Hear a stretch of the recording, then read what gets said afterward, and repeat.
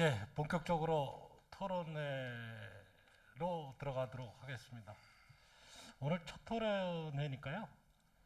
제가 후보님들 긴장 풀기 위해서 가벼운 질문 하나 드리겠습니다. 오늘 며칠이죠? 9월 16일. 예, 맞습니다. 내일인 9월 17일이고요. 그럼 9월 16일하고 9월 17일이 무슨 날인지 아세요? 잘 모르시는 모양인데 2년 전 오늘이 ASF 의심 신고가 최초로 들어간 날이고요. 2년 전 내일이 첫 확진된 날입니다. 사실은 좀 즐겁진 않지만 의미 있는 날이고요. 그래서 그거와 관련해서 제가 좀 질문을 드리도록 하겠습니다. 2년 전에 ASF 발생으로 5기 시군에 걸려서 261개 농장이 살처분이 됐습니다. 그 중에 강화도, 파주, 김포, 연천 이 4개의 시군은 행정구역 단위로 전두수가 살처분이 됐습니다. 그러면 이제 후보자님들한테 공동으로 모든 분들이 대답해야 되는 공통 질문 하나 드리겠습니다. 그 당시 2년 전을 잘 기억을 해보시기 바랍니다. 당시 ASF 발생 당시 정부의 대응과 후속 조치, 그 다음에 협회의 대응과 후속 조치에 대한 문제점들을 좀 얘기를 해주시고요. 당시 ASF가 우리 업계의 가장 큰 논란의 문제가 됐었는데 그때 과연 후보님들은 뭘 하셨는지를 좀 대답을 해주시고요. 현재도 살처분 농가들의 아픔은 끝나지 않았습니다. 그 농가들의 현재 애로가 무엇이라고 생각하는지, 그리고 그거에 대한 해결책은 무엇인지 요거를 좀 답변해 주시기 바랍니다. 먼저 어느 분이 말씀하실까요? 그럼 손세희 후보님 먼저 말씀하시죠. 제가 기조연설에서 얘기했다시피 ASF 정책이 국가 방역 죄송합니다. ASF 정책은 제가 봤을 때는 정부가 우리 동남아에 계속 발생하고 있을 때 어떤 접촉에 의한 감염 그런 식으로 굉장히 홍보를 하고 있었는데 저는 제가 봤을 때는 정부의 너무난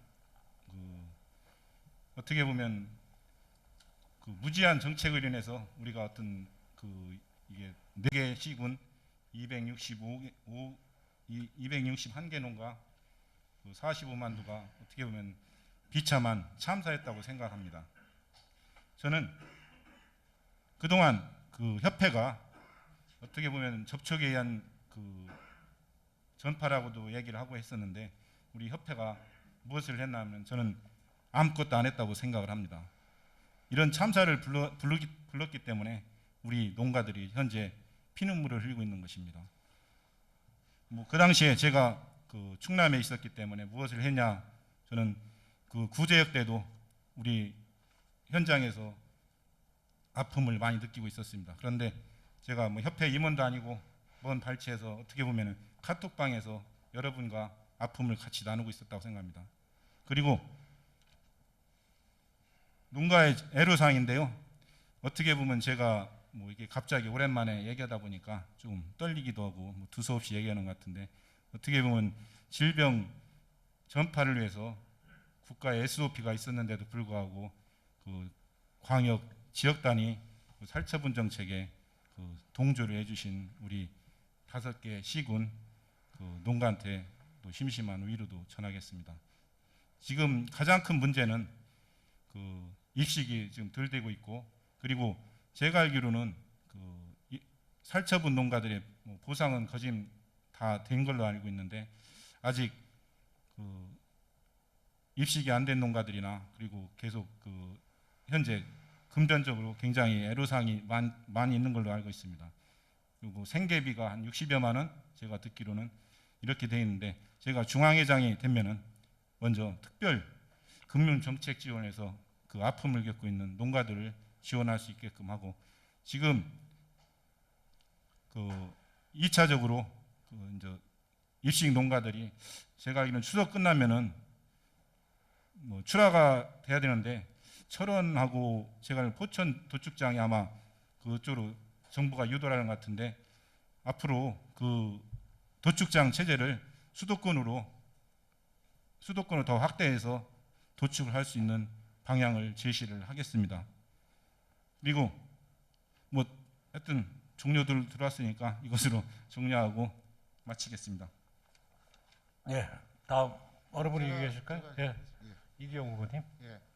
정부는 사실상 ASF가 발생하면서 모든 책임을 농가에만 전가하고 자기가 책임을 지지 않게 해서 온갖 수단과 방법을 가리지 않고 축산 농가한테만 가혹한 조치를 하였습니다. 예를 들자면은 북한에서 SLBM을 쏘았는데 핵을 터뜨린다고, 유독가스를 터뜨린다고 정부가 숨 쉴 수 있는 시간은 3분밖에 되지 않는데 우리한테는 2분간 숨을 쉬지 말아 해놔놓고 3시간이 지나도 숨 쉬라고 하지 않는 게 정부의 현실입니다. 그리고 석 달이 지나도 계속 숨 쉬지 말라고 하는 그런 역할밖에 하지 않습니다. 그래서 정부는 지금도 보면은 농가의 어떤 현실을 무시하고 산업을 억제하고 있는 게 현실입니다. 협회가 무엇을 안 했다고 말하기보다는 내가 참여해서 그 부분에 공감을 하고 어떤 역할을 했는가, 그렇게 하는 게 더 중요하다고 생각을 합니다. 그리고 근역별 과도한 이동 조치로 인해 가지고, 이동 제한 조치로 인해 가지고 강원 북부, 경기 북부뿐 아니라 모든 전국에 있는 농가들이 가격 폭락이나 이동 제한으로 인해 갖고 소비가 촉진되지 않아서 많은 피해들을 봤습니다. 그리고 강원 북부와 경기 북부, 경상도와 온도 차이가 있는 것은 다만 피부로 본인이 겪지 않기 때문에 자그마한 온도 차이는 있지만은 실질적으로 모든 사람이 그렇다고 생각하지는 않습니다.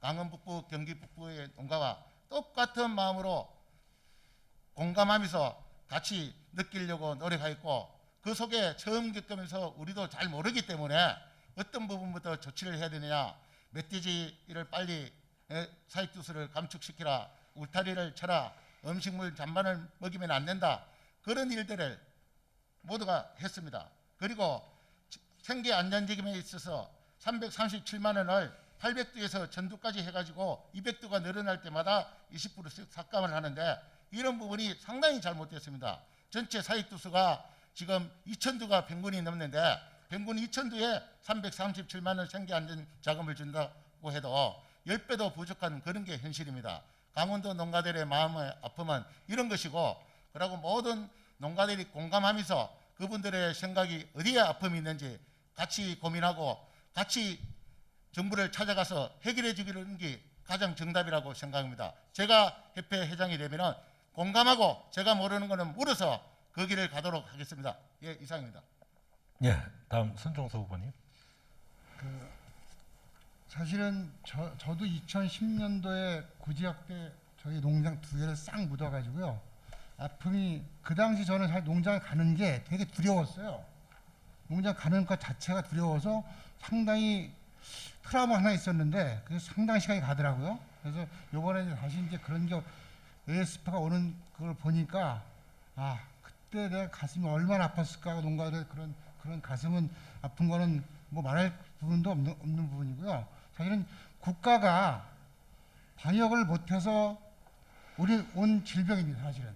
근데 그걸 농가한테 다 원인을 제공시켜버리니까 이 부분에 대해서는 정부에서 책임질을 농가가 다 책임진 것 같습니다. 그리고 이제 앞으로 우리 팔대방학 시설도 정부가 하는 거에 대해서 요구할 것이, 이거에서 뭔가 자금을 지원해줘야 되는 거지 그냥 무조건 하라고만 하는 것은 이건 어느 도단입니다. 그래서 제가 이것 때문에 터지기 전에 유럽에서 이제 그 회장들 갔다 오니까 거기 가보니까 그때 다 100% 잡는 걸로 하고, 저희가 갔다 와서 그런 보고를 다 하는데 불구하고 그런 조치를 환경부가 안 해요. 농림부도 안 하고. 터지고 나니까 하는 일들이 벌어지는데, 이런 부분에 대해서 우리 협회가 사실은 할 일은 안 한 건 아닙니다. 최대한 하는데도 이게 벌어진 일이기 때문에 우리 모두가 진짜 힘을 합쳐서 될까 말까 하는 일인 것 같습니다. 지금 저희는 우리 6천호도 안 되는 사실 힘없는 협회입니다. 한호 같은 경우 10만 명이 넘는 회원이 있기 때문에 그런 부분들이 정책 방향에 뭔가는 우선순위가 바뀌는 것 같습니다. 그래서 그거를 극복하려면은 우리 회원들이 뒷받침이 돼야 되고, 앞에서 선봉장이, 제가 회장이 된다면 진짜 열심히 해서 책상 뒤집기나 하더라도 그걸 해야 되겠습니다. 근데 지금 우리 협회가 해야 할 일이 앞으로도 굉장히 많지만 이 부분에 대해서는 우리 농가들 아픔을 스스로 우리가 공감도 하지만은 저희가 아마 성금을 거뒀습니다. 100원 그 농가들한테 그런 부분에 대해서도 앞으로 저는 자조금에서 그 미리 띄워서 적립하는 방안도 한번 연구를 해볼까 합니다. 약간 여러 가지 방안들이 있고 저희 그 아픔에 대해서는 저도 예전에 10년 전에 겪었던 일이라 누구 못지않게 아픔을 가지고 있습니다만은 실제 당사자가 아니기 때문에 그런 부분에 대해서 우리가 조금은 협회에서 더 신경을 써야 된다 봅니다. 그리고 저 협회에서 우리 모두가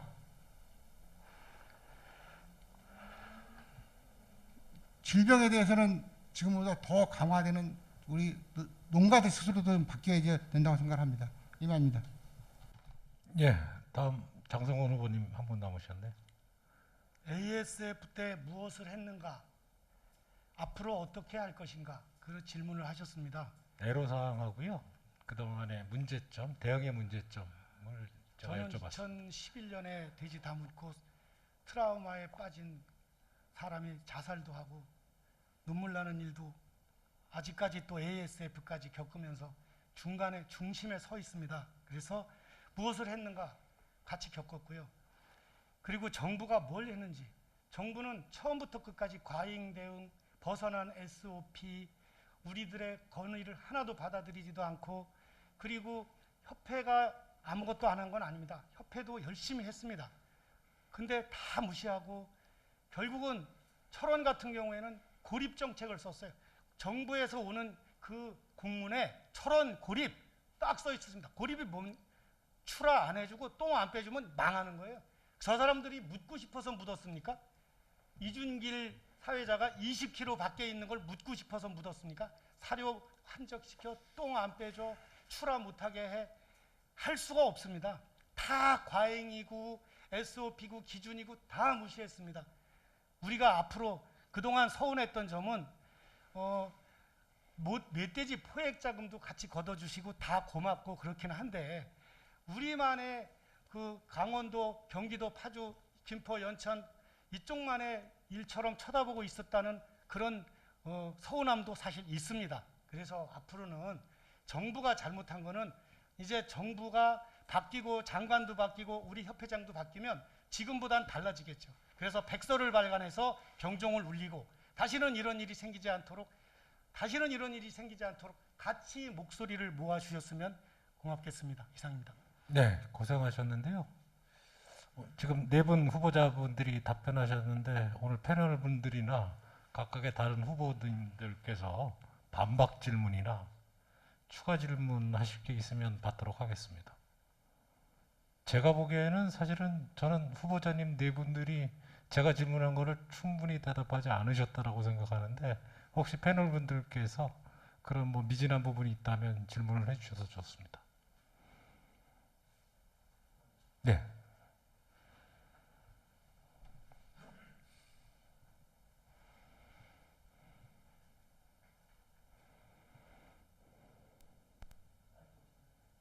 마이크 있으셔야 돼요. 예. ASF에 대해서 뭐 제가 좀 한마디를 드리겠습니다. ASF에 아니 저기 하고 질문을 드리려고 예, 질문을 간단히 하시고요. 어느 특정 후보한테 한 분 정도만 얘기해 주시면 좋겠습니다. 전체적인 질문보다는 뭐 한 주제 가지고 계속 시간을 끌 수는 없어서. 예, 알겠습니다. 그러면 장성훈 후보자님께 질문을 드리겠습니다. 농가의 ASF 대응에 대한 최초의 청와대 시위가 4월달에 있었습니다. 그리고 그 당시에 한돈협회나 정부가 같이 질병에 대한 대응이 있었고요.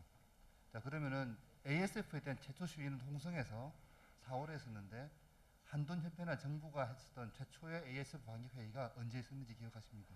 기억하지 못합니다. ASF가 거의 발병 직전에 최초 회의가 있었던 걸로 회의록에 남아 있고요. 이 말씀을 드리는 이유는 뭐냐면은 협회에서 충분히 대응을 하셨다라고 하니까 오히려 현장에 있는 생산자보다 빗불을 치셨는데 충분히 대응하셨다고 하니까 좀 당황스러워서 충분히 말씀을 대응했다고 한 드렸습니다. 거는 아니고요. 지금 협회에서 한 일이 아무것도 없다 그러니까 협회에 있던 사람들이 뭐라고 하겠습니까? 그러니까 할 만큼 노력을 한 거는 어느 정도는 알아줘야 된다 이렇게 말한 거지 아무것도 한 게 없다는 거 그 질문에 그 표현에 대한 수정 정도로 생각해 주시면 됩니다. 이상입니다. 예, 알겠습니다. 네, 다른 분들 뭐 추가 질문하실 분?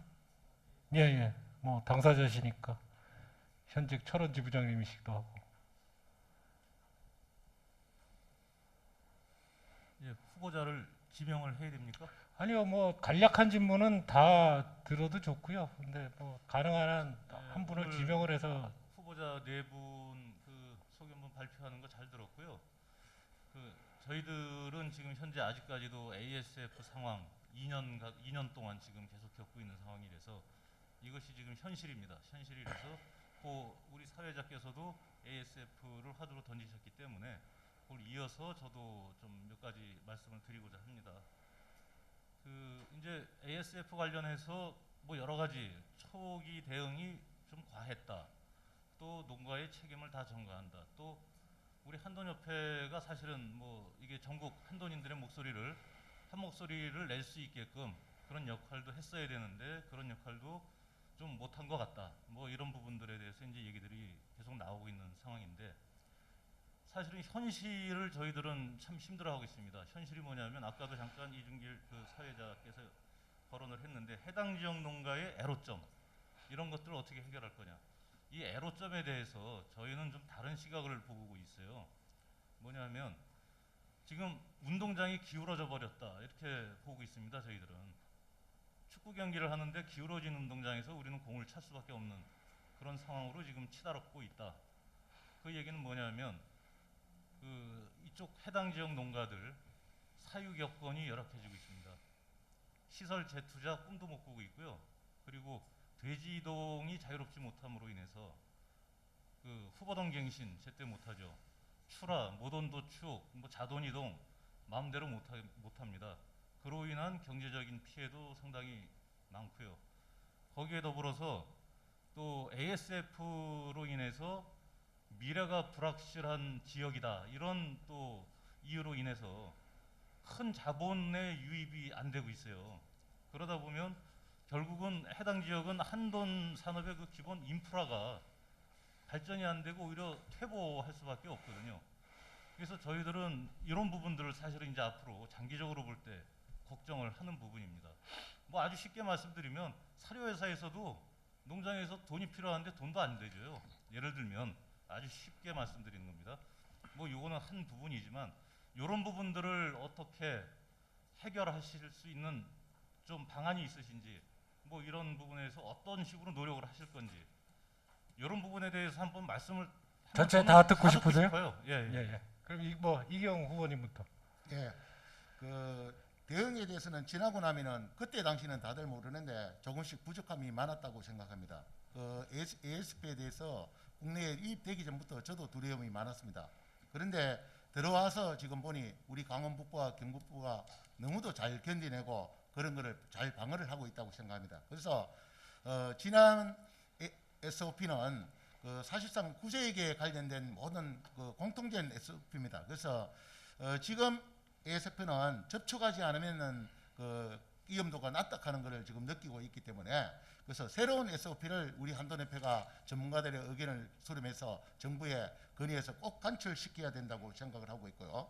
지금 우리 경북과 강원북 가장 고통스러운 것은 출하 문제와 그다음에 분뇨 처리 문제입니다. 그래서 8대 방역 시설을 준수하고 있는 그런 농가는 사료 출하와 그다음에 분뇨 이동이 자유로울 수 있도록 그렇게 조치를 해줘야 되고 출하 부분에 정부가 권역 밖을 벗어나지 못한다 그러면은 꼭 그렇다 그러면은 안성이나 양주에다가 도축장을 더 확대시켜 가지고 그 자체에서라도 빨리 작업이 모두 원활하게 될 수 있는 것을 사전에 미리 한돈협회가 발생 실무 당사자 농가들과 협의를 해서 그렇게 해결해 나가는 게 어느 정도의 해결을 할 수 있는 부분이라고 생각되고요. ASF는 비건 강원도의 경기 북부에 한정된 인재의 문제가 아닙니다. 전국적으로 경상도와 충청도에서 다 문제를 발생시킬 수 있고 머지않았다고 생각합니다. 그래서 빨리 지금 미국 농무성에서는 에스바 관련된 백신이 개발되어 있다는 그런 이야기가 있습니다.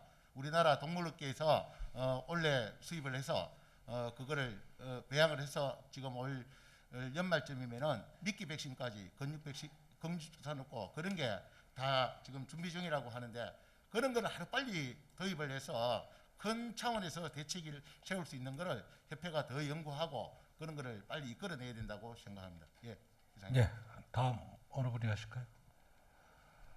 예, 손정석 후보님. 그 ASF가 사실은 발생하면서 협회에서 나름대로 역할을 안 한 건 아니고요.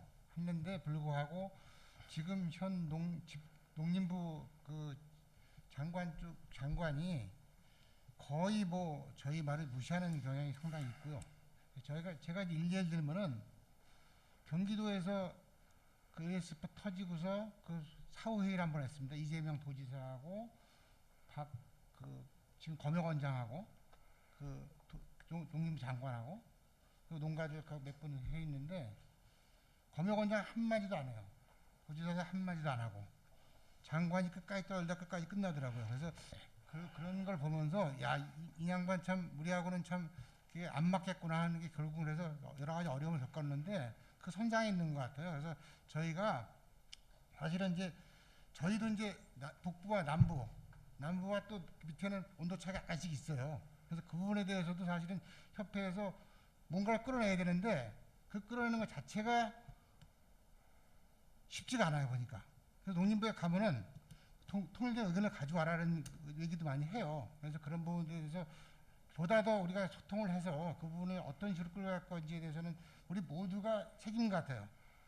똑같은 책임을 가지고 가고 그리고 이제 도축하는 문제도 보니까 전에 이제 충남하고 구제가 쓰다 보니까 이게 도에서 우리 농가를 열어줘도 행정 쪽에서 전혀 안 움직이는 경우가 상당히 있어요. 그래서 그 부분에 대해서 사실은 실체 파악을 제대로 해가지고 어느 정도 풀 수 있는 거에 대해서 풀고 이런 부분에 대해서는 우리가 데이터가 충분히 자주 가지고 있어야 돼요. 그래서 그 데이터를 내밀어서 논리적으로 가서 풀면은 풀릴 수 있지 않나 보는데 전에도 보니까 각 행정자치, 지방자치다 보니까 지방자치 쪽에서도 이게 서로 견제하는 부분이 상당 부분 있습니다. 그래서 그런 부분에 대해서도 우리가 풀어야 되는데 여기서 벌칙에 이제 여기 충남도 같은 도의회장님이 또 풀 문제 그런 문제가 안 풀리는 경우가 상당 부분 있습니다. 그래서 그 부분은 행정관의 풀 문제 여러 가지 문제가 복합적인 것 같습니다. 그러니까 그 부분은 고민을 더 해야 될 부분이고 우리가 진짜 지금 아까도 얘기했지만 구제역 SOP 가지고 진행하다 보니까 여러 가지 문제가 많이 생겼어요. 그래서 새로운 SOP를 짜가지고 그 진행대로 하면은 앞으로 조금 수월하게 가지 않나 봅니다. 사실 경기도 뭐 우리 남부도 그렇고 충남도 그렇고 전남도 그렇고 누구의 문제일 수 있습니다. 똑같은 문제가 발생했습니다. 그래서 그럴 때 똑같은 마음을 가지고 풀어가면은 풀리지 않나 봅니다. 이상입니다. 예, 다음 어느 분이 하실까요? 예, 장성훈 후보님. 네, 비슷한 의견들인데요. 우선은 지금도 진행 중입니다. 지금은 이제 오히려 먼저 다 묻은 사람들은 오히려 마음 편하게 있는 것 같은데 돼지 열심히 생산하고 있는 그 강원 북부나 그런 데서 아주 고통을 계속 받고 있습니다. 여전히 SOP를 무시하고 있고 새로운 SOP를 만들기는커녕 기존에 있는 것도 무시하는 이러한 상태를 이들의 작태를 계속 공격을 하거나 합리적인 수긍을 하도록 만들어야 될 것 같고요. 그리고 지금 억울한 게 돼지다 묻고 막 1년, 2년씩 있는 사람들, 아직도 8대 방역 시설 운운하면서 돼지 못 넣게 하는 공무원들, 그래서 우리는 계속 60몇만 원 받고 밥을 굶고 있는 사람들, 그런 사람들을 위한 보상 체계도 만들어내야 될 거고요. 또 8대 방역 시설을 잘했다고 못했다고 어떻게든지 그걸 미리 사고 나고 나면 꼬투리를 잡아요. 그렇게 사후 약방문 감액하기 위해서 보상 조금 주기 위해서 하는 그런 방식보다 닭의 경우에 양계의 경우에는 방역 등급제를 일부 도입했다는 얘기를 들었습니다. 그래서 미리 이 A급이다. 여기는 A급이면 혹시나 걸리더라도 감액을 안 한다. 그래서 철저히 한다. 이런 것을 미리 방역 등급제 같은 거를 정해서 운영해야 될 필요가 있다고, 그래야 억울한 농장이 안 생길 것 같다는 생각이 들고요. 또 지금 방역 지도가 행정 지도에 의존을 하고 있는데, 지형이나 어떤 그 인프라, 사료 회사, 그다음에 사료 공장, 도축장 이런 것과 연관된 인프라가 반드시 필요하다고 생각하고, 종돈과 인공수정센터도 합리적으로 이동을 하게, 정밀 검사를 통해서 이동을 할 수 있게 하는 등 이런 현실적인 조치가 취해져야 된다고 생각합니다. 네, 다음 손세희 의원님. 이게 질병이 발생할 때마다 어떻게 보면은 정부가 큰 대안을 못 내놓기 때문에 우리 생산자들이 계속 혼란에 겪는 것 같습니다. 예를 들어서 구제역 때도 그렇고 SOP를 정부가 만들어 놓고도 스스로 안 지키는 이런 정책을 우리가 하고 있는 것은 정부가 우리를 너무 무시하기 때문에 이런 현상이 있지 않나 생각합니다.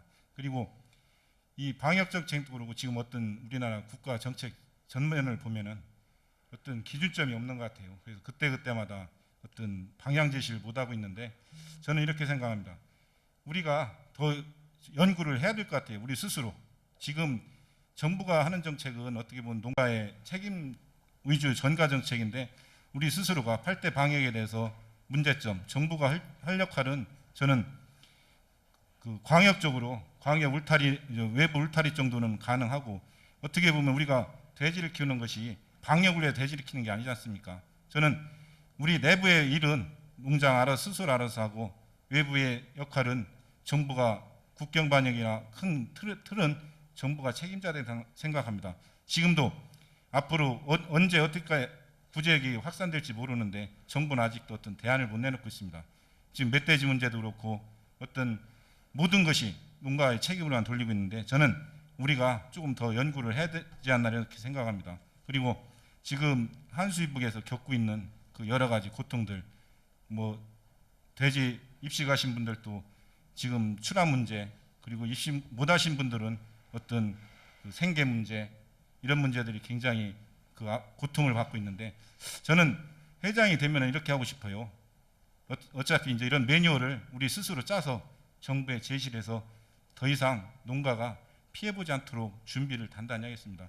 그리고 지금 어떻게 보면 제 공약집에 나와 있지만은 그 한수이북에서 그 생계 피해 보상 관련해서 소송도 중인 걸로 알고 있습니다. 그 소송도 어떻게 보면 앞으로 제주도나 강원도나 경상도, 전라도에 있을지 모를 일이라고 생각합니다. 그 부분도 앞으로 단단히 그 정확하게 그 협회 중앙회 차원에서 지원해서 농가들이 힘이 될 수 있도록 준비를 하겠습니다.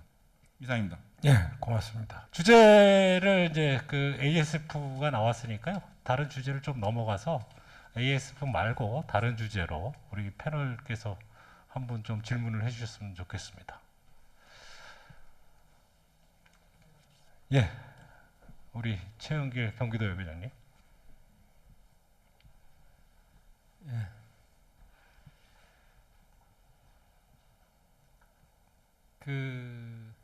일단은 유통에 대한 부분들을 먼저 말씀을 드리겠습니다.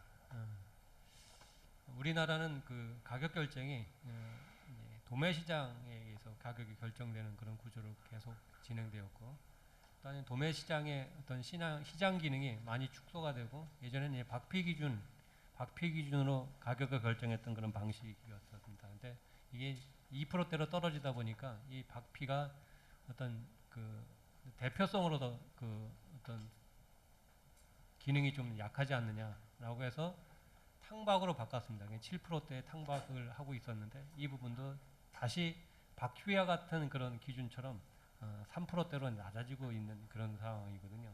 그래서 이 뭐 탕박 기준도 대표성이 없지 않겠냐라는 그런 얘기들이 많이 나오고 있습니다. 다만 이런 부분들은 그 표면적으로 나타난 부분이고, 내면적으로 보면 우리 사회가 어떻게 보면 유럽 방식의 어떤 사회주의적인 그런 바탕에서 모든 시장 질서가 이루어지고 있다고 보여지거든요. 그래서 아마 가격 결정에 대한 부분들이 대표성에 대한 부분뿐만 아니라 나름대로의 어떤 생산비와 또한 그 대형 패커에 의해서 가격이 조정되는 방식으로 유통이 개선되지 않을까라는 우려 부분이 많이 생기고 있거든요. 그래서 우리 중앙회에서 유통질서, 유통제도개선위원회에서 이 부분을 용역을 줬어요. 그 용역을 줬는 게 이제 정편시 연구소에서 용역을 줬는데 거기서 나온 문제점이 뭐냐면 도매 시장으로 냈을 경우에 비용이 많이 발생한다. 그러니까 두당 한 15,000원 정도 비용이 발생을 하는데 이거를 단순하게 대표성을 높이기 위해서 권고하고 희생하고 이렇게 해서 갈 수 있겠냐 이런 부분이거든요. 그래서 비용이 많이 발생하는 부분들을 어떻게 개선을 해서 도매 시장의 기능을 활성화시킬 수 있는지에 대한 부분들을 후보들이 대안을 좀 제시해 주시길 바라겠습니다. 이기용 후보님. 예, 도매시장 활성화는 제가 작년도 2월 달부터 동가가 너무 폭락해서 도매시장 기능에 대해서 우리가 구체적으로 알아봐야 된다고 먼저 주장하고 제가 직접 도매시장을 찾아가서 그런 부분을 해결하는 데 일조했습니다. 도매시장에 가서 물어보니 좋은 대지를 안 내줘서 동가가 떨어진다. 농가 말을 물어보니 도매시장에 내면은 동가가 안 좋아 손해를 보니 대지를 안 낸다. 그래 중도매인들의 말은 수급이 부족하고 안 좋은 대지가 나와서 그렇다라고 합니다. 금방 질문하신 말씀 다 맞습니다. 근데 그 세 가지를 제가 다 맞춰내는 방법으로 해가지고 고령공판장에는 전국에서 꼴찌하던 게 지금은 1등에서 3등 사이를 하고 있습니다. 도매시장을 우리가 관리하지 않아 갖고 1조 원 넘게 손실을 4년간 보고 있는데도 우리는 지난 5년 동안 동가가 너무 좋아가지고 사실상 그 부분을 너무 방심하고 있었습니다. 그래서 그 방법은 어떻게 해결을 하였느냐?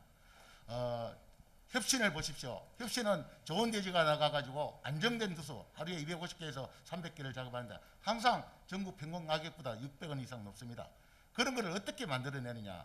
우리가 도매시장에 규격화된 대지를 내야 된다 하는 것을 도매시장이 육가공보다 6 내지 7% 등급이 못한 대지를 내고 있어요. 이거를 협회가 홍보하고 조직적으로 찾아서 해결해서 우리가 육가공이 내는 품질의 수준 정도로 막 끌어올려도 동가가 200~300원 더 회복합니다. 그리고 여기에다가 제가 대지를 내보니 10번 내니까 3번은 손해가 나고 7번은 이익이 납니다. 이제는. 왜냐? 좋은 대지 등급이 80% 이상 나오는 대지를 거기에다가 잘 균일한 대지를 넣어주고 중도매인들에게 우리가 이렇게 좋은 대지를 넣어줄 테니 니네들도 좋은 가격을 달라. 이렇게 소통하고 윈윈하니까 단가가 전국에서 꼴찌하던 게 1, 2등으로 올라갔어요. 이렇게 도매시장 고령공판장, 나주공판장, 음성공판장, 음성공판장의 문제점도 심각합니다.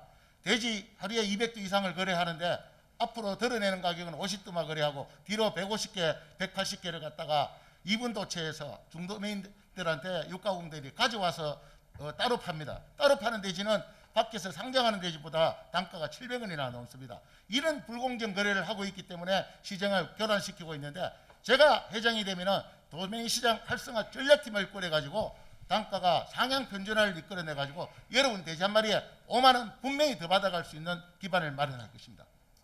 예, 다음 선세희 후보님. 이 도매시장 활성화는 어떻게 보면은 지금 우리 출하에 대한 구조적인 문제점이라고 생각합니다. 지금 대형 패커 그리고 대형 육가공 위주로 출하를 하기 때문에 자꾸 이 도매시장이 위축되고 있는데요. 그리고 또한 우리 도매시장 자체로 봤을 때 좀 시설도 굉장히 열악한 편입니다. 냉도체 문제나 이런 문제들이 있기 때문에 고급육 생산 하는데 생산이나 등급을 만드는데도 조금 애로사항이 있는 것 같아서 도매시장 활성화는 두 가지로 측면으로 봐야 된다고 생각합니다. 도매시장 활성화를 위해서 중도매인 확대를 시키고 이 중도매인 확대를 시키려면은 우리가 그 고품질의 품질이 등급이 좋은 대지를 납품을 해야 된다고 생각하고요.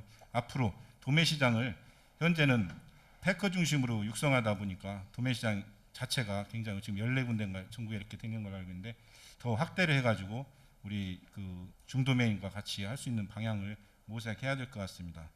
그리고 이게 우리 이기용 후보님께서 좋은 대지 이렇게 내서 등급을 가격을 결정을 높인다고 하셨는데요. 저는 우수한 1등급 대지를 내려면은 이 제도가 등급제로 우리가 이제 지육정산이 아니라 등급제 정산을 빨리 더 활성화를 시켜서 등급제에 대한 페널티를 덜 받게끔 하는 것이 가장 중요할 거로 생각합니다. 이상입니다. 네, 손정수 후보님. 그 아까 최영길 도의회장께서 얘기하신 그 가격 비용 문제는 굉장히 어려운 문제 같아요. 풀어보려니까. 그래서 사실은 이제 활성화하는 문제가 저희가 가격을 올리려고 하면 공정거래법 위반에 걸려요.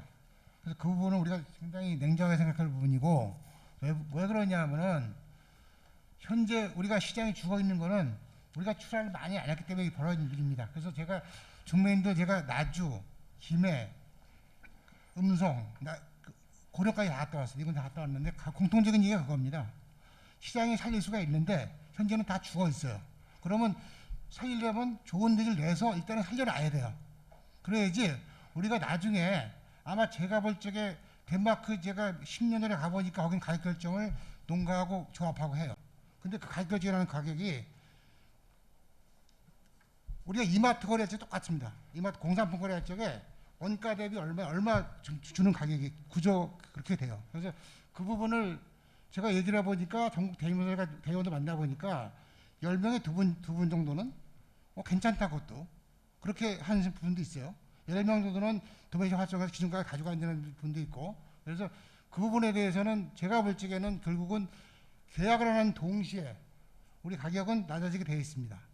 근데 도매시장이 이게 살아나면은 기준 가격이 되니까 어떤 경제 논리에서 움직이는 거기 때문에 이 부분은 반드시 살려야 되는 입장인데, 이 부분은 풀어나갈 문제가 우리 모두가 노력을 해야 돼요.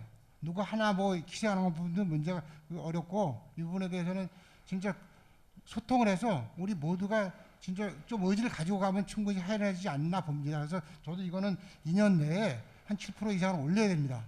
저도 이거는 어떤 수를 쓰든지 이거는 해내겠습니다. 이상입니다. 네, 장성훈 후보님.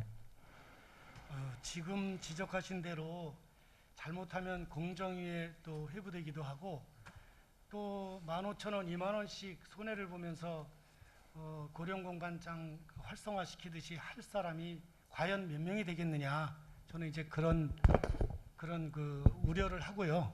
그래서 제가 그동안 알아본 내용은 우리가 농산물 유통 및 가격 안정에 관한 법률을 농안법이라 그러는데, 거기 77조에 보면은 첨가물 시장이나 농업 그 채소 이런 데는 평가를 하게 돼 있어요. 활성화를 얼마냐 했냐에 따라서 정부가 인센티브를 주고 안 주고 이런 게 있더라고요.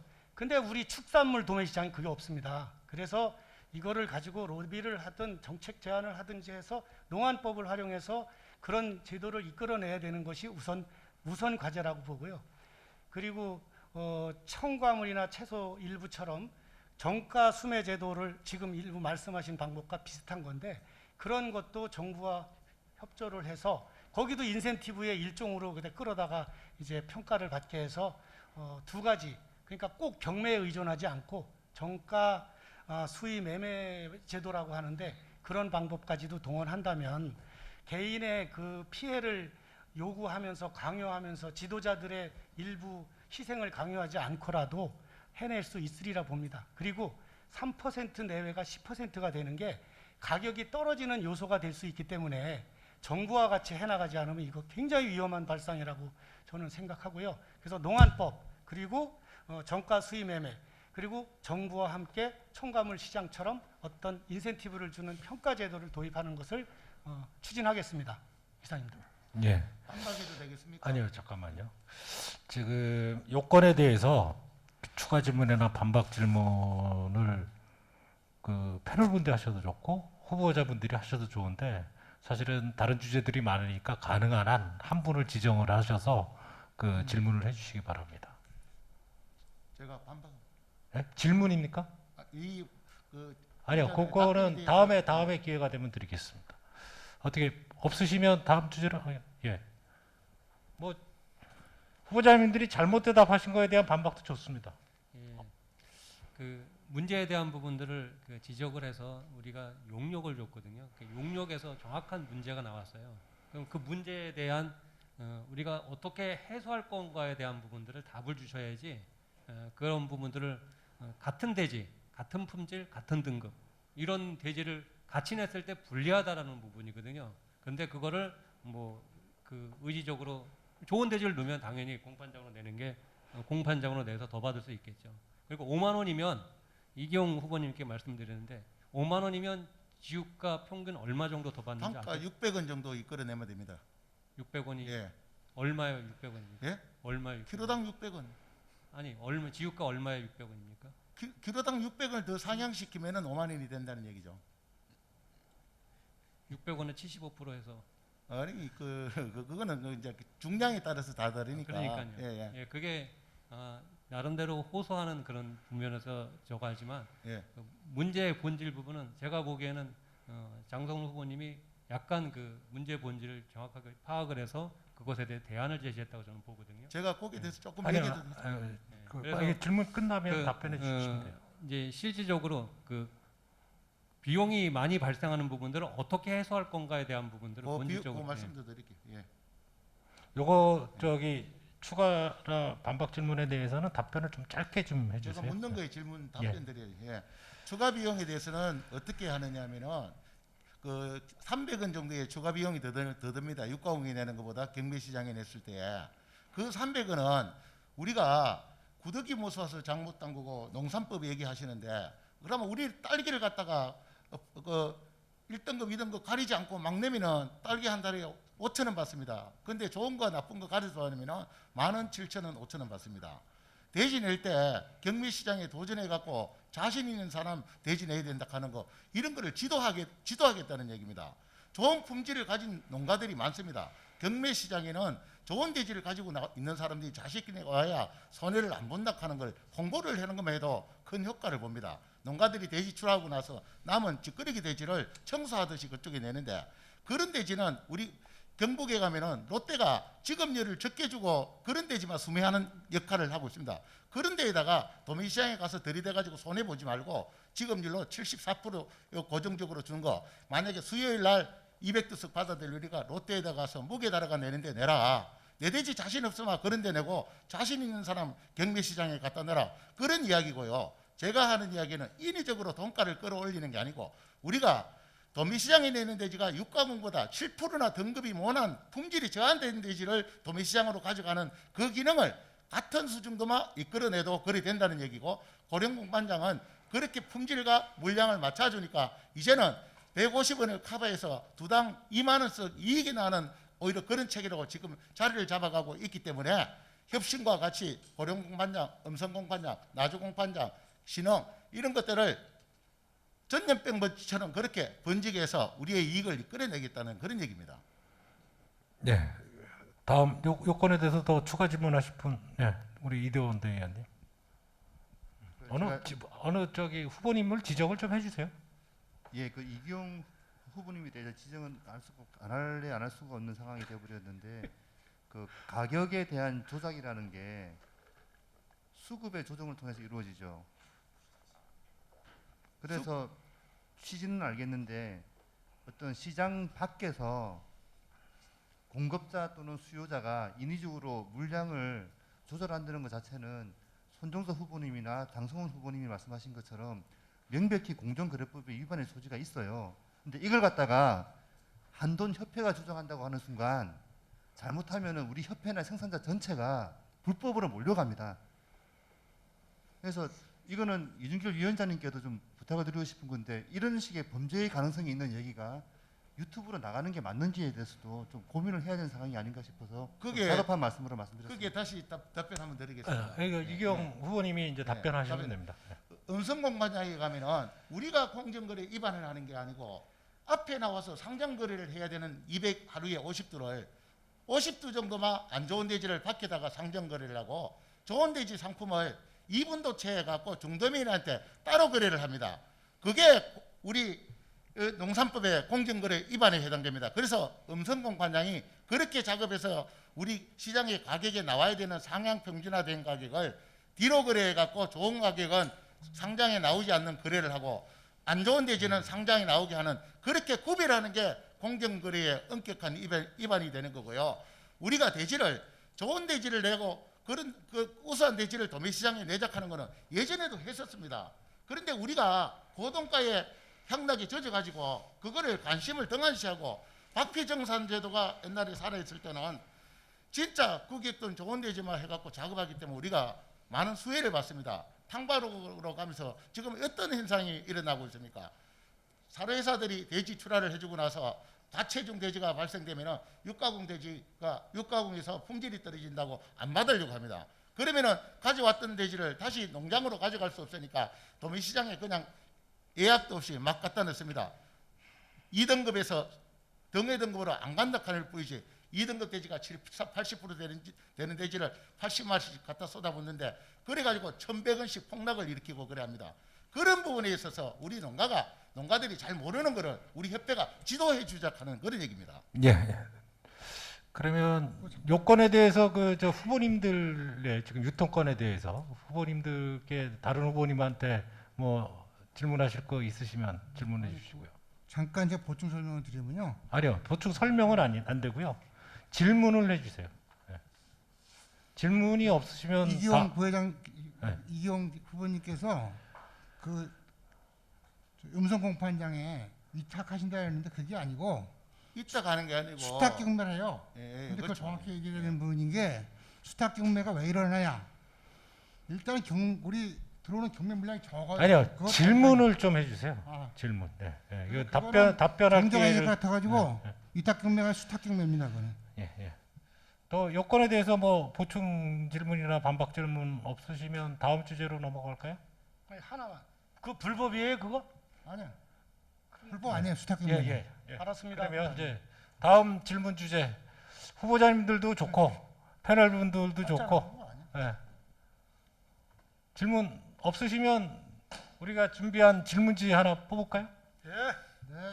그러면 우리 손정서 후보님, 제가 이제 이게 너무 지루해질 수 있어서 이번에 뽑는 주제는 손정서 후보님 혼자 대답하시면 됩니다. 네. 예, 한번 하나 뽑아주시죠. 어떤 여기 거? 번호, 여기서 뽑는 거. 예, 번호를 뽑으시면 이 질문지에 번호가 다 있습니다. 그래서 그 번호에 해당되는 질문을 본인이 답하시면 됩니다. 예, 쉬운 걸로 골라봐요. 몇 번입니까? 예? 3번. 제가 3번 질문에 대해서 질문을 드리도록 하겠습니다. 충남형 도협에서 올라온 질문인데요. 돼지 시세가 생산비 이하로 급락하였을 경우 대응 방안은 무엇인가요? 이 질문에 대해서 손정서 후보님 대답해 주시면 됩니다. 되게 어려운 질문이에요. 그러니까 그래서 저희가 이제 이럴 경우에 쓰는 방법들이 몇 가지 있었어요. 현재까지 모던 줄이기. 근데 이제 예전에 보니까 14년도에 구제약 터지고 이후에 한번 이걸 했었어요. 근데 각 도별로 직결해 보니까 경기도가 잘 지켰고 나머지 그 애들은 거의 안 지킨 농가도 꽤 있더라고요. 근데 이제 어떻든 간에 좀 회복이 좀 되는 강의 같은데 이 부분에 대해서 저희 극단적으로 볼 수 있는 사실 그게 제일 좋은 방법이에요. 그리고 근데 그거는 현재는 이제 또 가능하다는 이게 현재 한돈팜스 데이터가 잘 돼 있어가지고 그거 활용을 하면 우리가 숫자는 대부분이 예견이 돼요. 그럼 그거를 추정을 해서 그 모던을 줄이기를 하면 되는데 재작년에 5% 줄이게 했는데 거의 안 했습니다. 근데도 돈가가 지금 또 이렇게 확 올라가니까 이런 부분에 대해서 누구도 예측을 못해요. 이게 제가 보니까 지금 돈가 올라가는 부분에 대해서는 우리 코로나라는 특수 상황 때문에 돈가가 굉장히 올라가는 것 같은데 1830만 들 잡고서 올라가는 거는 진짜 제가 봐도 참 좀 신기해요. 우리나라 유통 구조상.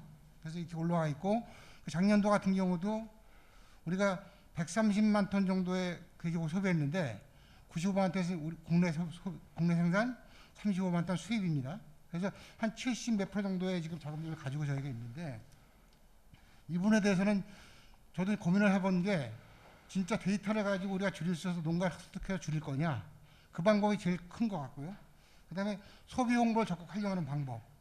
예를 들어서 올해 같은 경우 백종원 그 CF를 잘 활용해서 나름대로 선방한 올해 한 해 같습니다. 그리고 사실은 아주 미미하지만 수출을 바깥으로 빠져야 돼요. 돼지가. 뭐 우리가 급락할 적에 창고에 재워놓는 거는 나중에 결국은 돌아 나오기 때문에 시장에서 의미가 별로 없어요.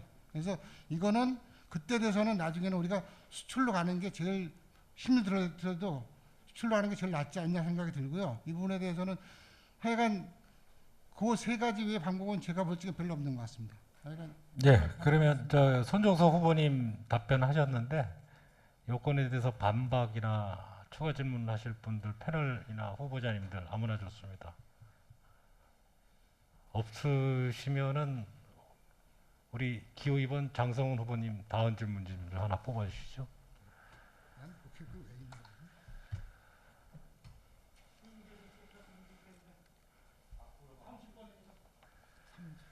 30번.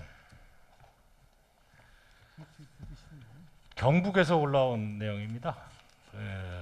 향후 한돈 자조금 운영에 관한 사항을 듣고 싶습니다라고 되어 있는데요. 지금 현재 한도 자조금 운영에 대해서 어떤 식으로 바꿔 나갔으면 좋겠는지 후보자한테 질문을 하고 있는 것 같습니다. 요건에 대해서 답변해 주시기 바랍니다. 네, 한돈 자조금을 어떻게 개선할 것인가 이런 그렇죠. 질문이죠. 예. 한돈 자조금은 아직 20년은 안 됐지만 그때 기조로 지금까지 계속 유지되고 있다고 그때 그 자조금 만드신 선배님들이 말씀을 하시더라고요. 시대가 많이 변하고 소비자들 마인드도 변하고 홍보 방식도 많이 변했는데 그대로 가는 것은 옳지 않다. 저는 그렇게 생각을 합니다. 그리고 지금 소비 홍보에 쓰이는 그 아까운 돈은 그냥 안 쓰면 안 된다고 생각은 합니다. 왜냐하면 매스컴한테다가 일종의 보험을 드는 거라고 저는 생각을 합니다. 왜냐하면 우리가 폭락을 했을 때에 좋은 주제를 방송도 해주고 그럴 때 그 사람들하고 친해야 되기 때문에 그런 정도는 그냥 쓰는데, 하지만 저는 방식을 연구 개발비에 좀 더 써야 된다는 생각도 하고 우리 연구소를 설립해서 그쪽으로 좀 유입을 해야 된다는 생각도 하고, 연구 용역도 지금처럼 그 몇몇 업체나 개인한테 가서 작은 금액 가지고 제대로 나오지도 않는 그런 연구 용역보다는 좀 폭넓고 장기적인 계획을 가지고 수립을 했으면 좋겠고요. 그 다음에 우리 자조금을 가지고 홍보하는 게 저는 좀 아쉬운 게 뭐냐면 가치에 대한 홍보를 좀 덜 합니다. 예를 들면 이 땅 위의 자존심 한우, 이거는 그냥 한 방에 10년, 20년을 가도 그 한마디를 가지고 먹고 사는 건데 우리는 밥상 위의 국가대표 뭐 이런 정도 가지고는 가치에 대한 홍보는 아닌 것 같습니다. 그래서 소비 홍보보다 가치 홍보를 쭉 해야 된다는 생각을 하고요. 소비 홍보는 가격이 낮았을 때 좀 강화하고 높았을 때는 좀 줄이고, 그래서 그것을 탄력적으로 하고 장기적인 가치 홍보와 그 두 가지를 병행했으면 좋겠고, 홍보비를 좀 줄여서 연구 개발비에 사용하면 좀 더 좋지 않을까. 그리고 이것은 외부의 전문가들과 많은 고민을 해야 되고 돈 내는 우리들이 또 더욱 참여해서 해야 된다는 생각이고요. 앞으로 고민할 일이 많습니다. 이것도 연구소에서 할 일이라고 생각이 듭니다. 이상입니다. 네, 요 답변에 대해서 반박이나 추가 질문하실 분. 네.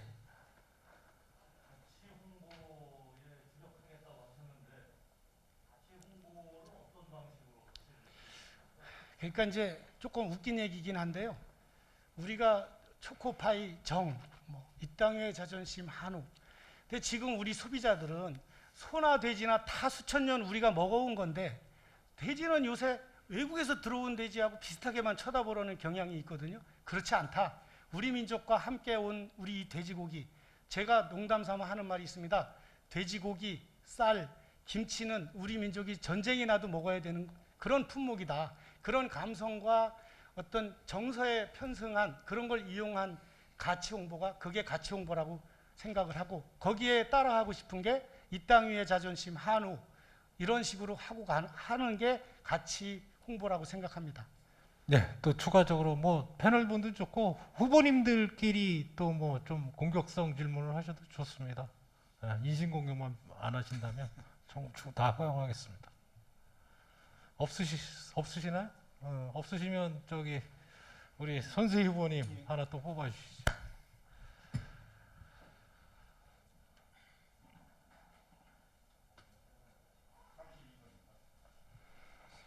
뒤로 가네. 예. 요 32번 그 질문은 우리가 한돈협회 홈페이지를 통해서 온라인으로 접수를 한 겁니다. 제가 어제까지 확인해 보니까 30건 좀 넘게 들어왔는데 그 중에 일단 13건을 추렸습니다. 그 중에 하나인데요. 제가 질문을 드리도록 하겠습니다. ASF로 살처분하고 정신도 없는데 농가 의견을 듣지도 않고 스톨 사육 금지법, 임신돈 군사 법안을 졸속 통과시킨 대책 대안은 있는지, 현장에서 스톨 철거하고 군사로 전환해야 하는 정책에 대해 어떻게 해야 할 것인지 답변 부탁드립니다. 글쎄요, 지금 사회에서 뭐 서두에도 말씀드렸듯이 동물복지하는 내용들이 굉장히 많은데 이것은 우리 스스로를 홍보 못했고 우리 주변에 어떻게 보면은 혐오에 의한 그 모습으로 비춰졌기 때문에 이런 문제들이 많이 대두된다고 생각합니다. 우리가 그리고 정부 정책이 과도한 동물복지 정책을 강요하고 있거든요. 이게 유럽 같은 경우도 우리랑 그 사육 밀도나 이런 부분이 별로 차이가 없는 걸로 알고 있습니다. 예를 들자면 영국 같은 경우는 과도한 동물복지를 함으로 인해서 축산 기반 시설이 거의 붕괴되다시피 된 걸로 알고 있거든요. 저는 이 동물복지에 대해서는 앞으로 우리가 그 사회 우리 인식 구조를 좀 많이 변화시켜서 우리도 그 동물복지에 뭐 그 힘을 써야 된다고 생각합니다. 이렇게 하려면은 K 동물복지법을 우리 스스로가 만들어 가지고 정부에 제시를 하고 앞으로 농가들이 어떤 피해보다는 우리가 그 현재 동물복지에 대한 방법을 우리가 스스로 제시를 해야 된다고 생각합니다. 그래서 앞으로 이 문제도 먼저 얘기 나왔던 정책연구소에서 잘 연구를 해가지고 앞으로 이런 문제들이 없도록 잘 준비를 하겠습니다. 예. 이상입니다. 요건에 대해서 뭐 추가 질문이나 반박 질문. 근데 저기 싸움을 별로 즐기지 않으시는 것 같아요. 예? 예. 예. 동물복지 측면에서 스톨 사육이 마리당 0.16, 1.6에서 2.4로 늘리는 방안에 대한 것들을 정부가 지금 진행하고 있거든요. 그러니까 추상적으로 이렇게 하겠다는 게 아니라 그것에 대한 대안을 지금 이게 질문한 것 같은데 그것에 대해서 추상적인 게 아니라 구체적으로 그것은 지금 어떻게 보면은 현재 동물복지가 정부에서 규제 강화 일변도인데 우리 스스로가 조금 준비를 연구를 많이 해야 된다고 생각합니다. 1.6에서 2.4 그 문제는 어떤 타당한 근거를 정부가 제시한 걸로 알고 있는데 저희들도 어떤 그 근거가 어디서 나왔는지 좀 면밀히 검토해 볼 필요성이 있다고 생각합니다. 예. 뭐 답변이 되셨습니까?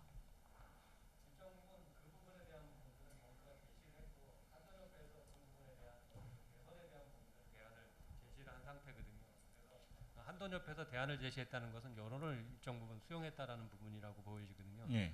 그러니까 이제 협회장이 되시면 이런 그 지금 한돈협회가 일정 부분 수용한 부분들에 대해서 어떻게 구체적으로 어떻게 그 하겠냐, 단순하게 이런 부분들을 연구소에서 다시 지금 바닥에서 다시 논의하겠다는 게 아니라 지금 일정 부분 그 협의를 한 부분이거든요. 예. 근데 그 부분은 제가 체크를 못했기 때문에 한번 더 검토를 제가 한번 해보겠습니다. 그러면 우리 다음 주제 질문으로 갈까요? 우리 이기용 후보님 하나 뽑아주시죠.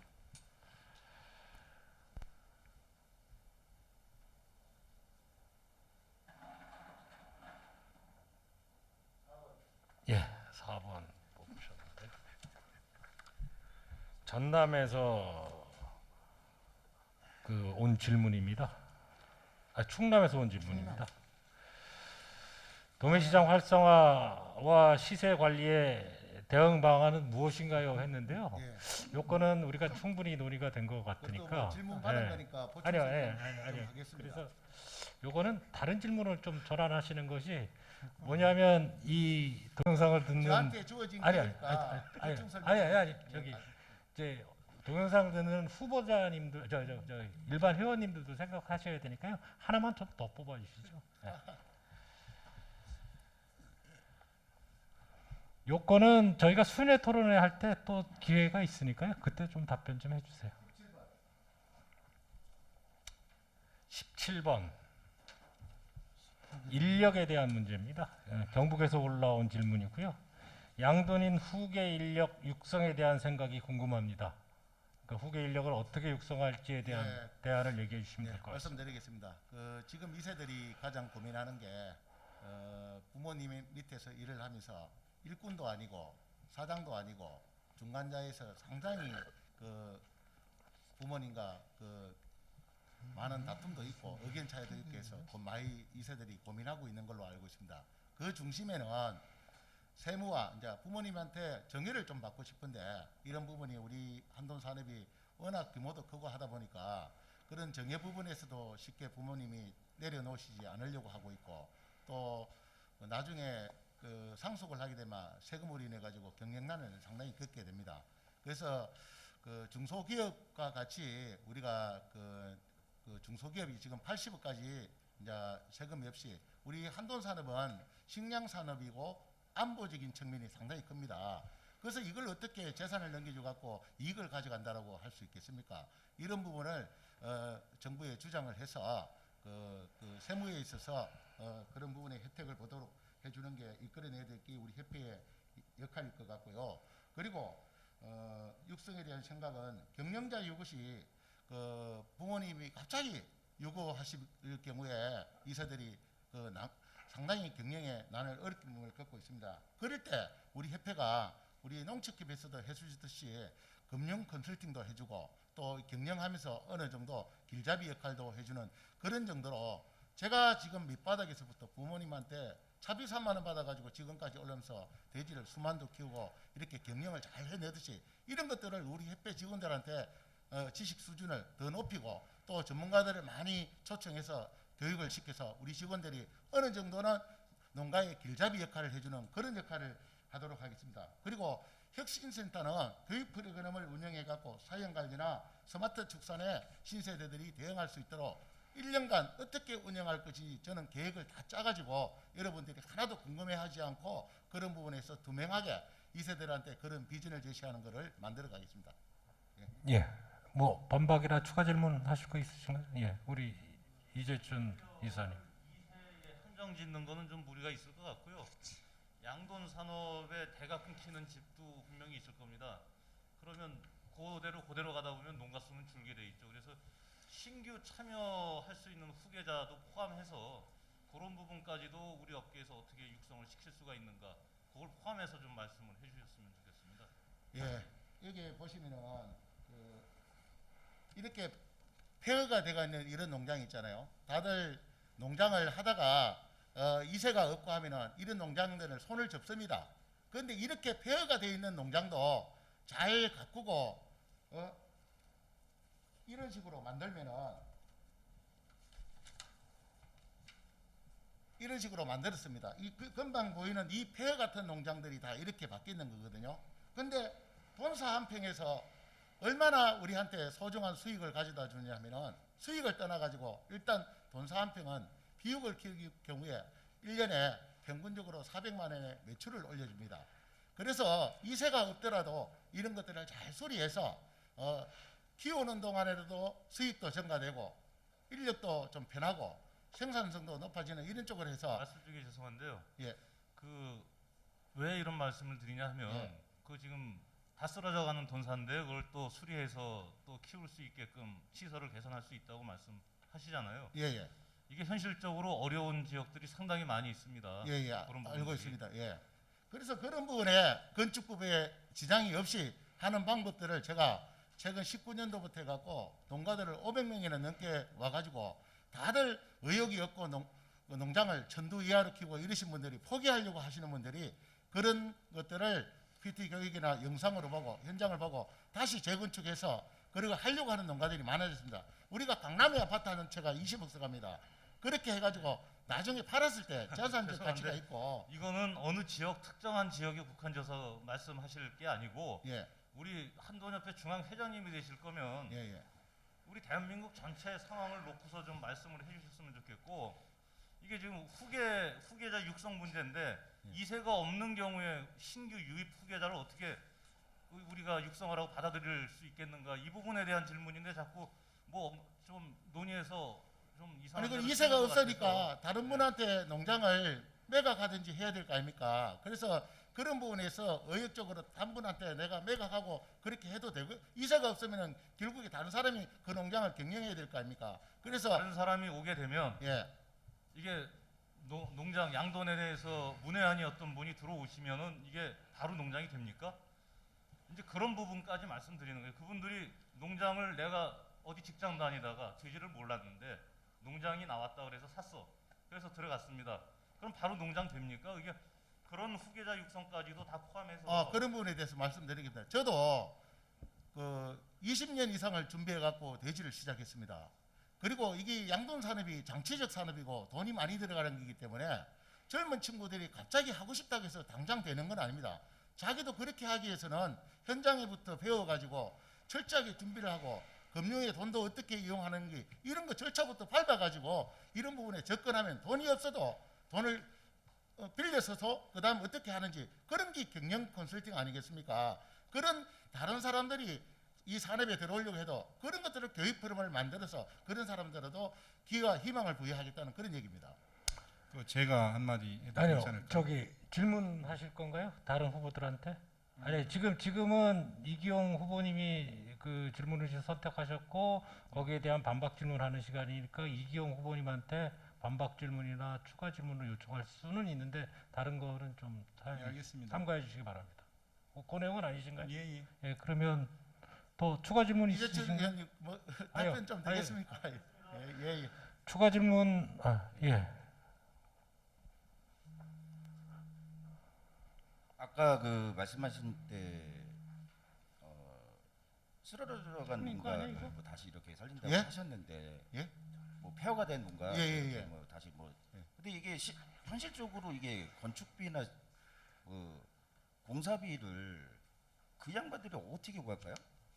지금 이런 거는 사실상은 그 현대화 사업을 하게 되면 보통 250에서 300만 원 정도가 들어가는데 이런 게 제가 만들어 보니까 비용 산출하니까 지금 경비로도 200만 원 정도 들어가면은 진짜 그 유럽식의 스마트 축산을 할 정도로 참신하게 인허가의 절차가 없이 그런 부분에 있는 거에 뼈대의 기둥과 가시오를 손대지 않으면 내부 수리는 얼마든지 할 수가 있거든요. 외부 수리하고 그렇게 해서 해놓은 롤 모델이 여러 수십 개가 있으니까 그런 부분을 참여해서 이래 배우려고 하면 얼마든지 그런 교육의 장이 되도록 내가 그렇게 이럴 생각입니다. 그 자금 조달 계획을 그러면 협회에서 해준다는 얘기입니까? 아니 자금 조달은 이제 자금도 어떻게 했을 때 정부 자금을 이용할 수 있고 이것도 현대의 사업에 다 넣을 수가 있거든요. 그런 걸 계획해서 하면은 절차가 다 있습니다. 그러면 나중에 특혜십이나 뭐 이런 게 일어나지 않을까요? 예?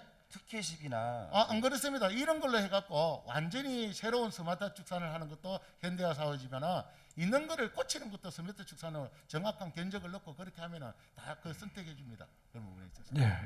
이 주제는 뭐 반박 질문들 많이 하셨으니까요. 다음 주제로 넘어가는데 후보님들 다른 후보님들한테 뭐 질문하시고 싶은 게 없으세요? 아니 저기 룰에 없어서 지금 이 답을 제가 해주고 싶어. 아니요. 그거는 이제 룰에 벗어나니까요. 예. 이따가 따로 만나서 얘기해요. 아니 후보님들끼리 질문하실 사항이 없으시면 네. 우리 패널께서 와서 하나 뽑아주시고요. 이번 질문은 이제 네 분한테 어떤 질문이 걸릴지 모르겠는데 네 분한테 공통으로 드리는. 후보자들끼리 뭐 제목 없이 질문해도 됩니까? 아니요. 지금 그거는 아까 제가 기회를 드렸는데 지나갔고요. 패널 분 중에 누구 한 분 나오셔서 요거 뽑아주시면 네 분이 다 대답하시는 걸로 그렇게 하겠습니다. 우리 유기혁 도의회장님 한 건도 안 하셨는데 뽑아서 그 번호를 찾아서 질문을 좀 직접 읽어주시기 바랍니다. 마이크 좀 갖다 드리세요. 네. 그거 바깥 파는 거요. 질문지하고. 네.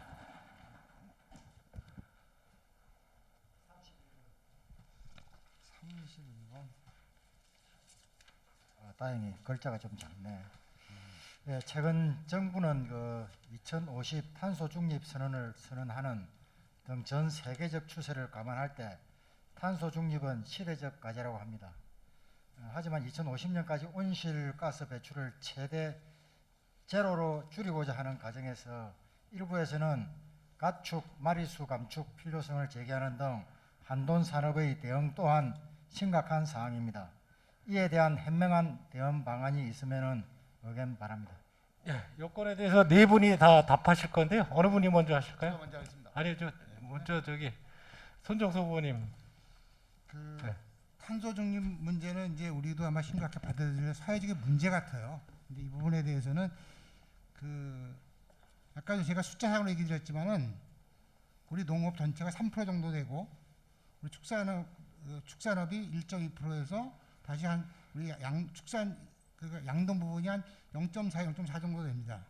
근데 이 부분에 대해서 아마 정부 기존은 처음에는 숫자 줄이는 거에서 있었는데 이거는 말이 안 되는 얘기고 이거를 어떻게 풀 건가 해서는 진짜 우리 모두 의견을 만들어야겠지만은 지금 방식은 지금 현재 저도 가만히 고민을 많이 해봤는데 바이오가스 방법밖에는 지금 현재 없어요. 왜냐하면 우리 에너지 쓰는 거는 다 탄소 배출이에요.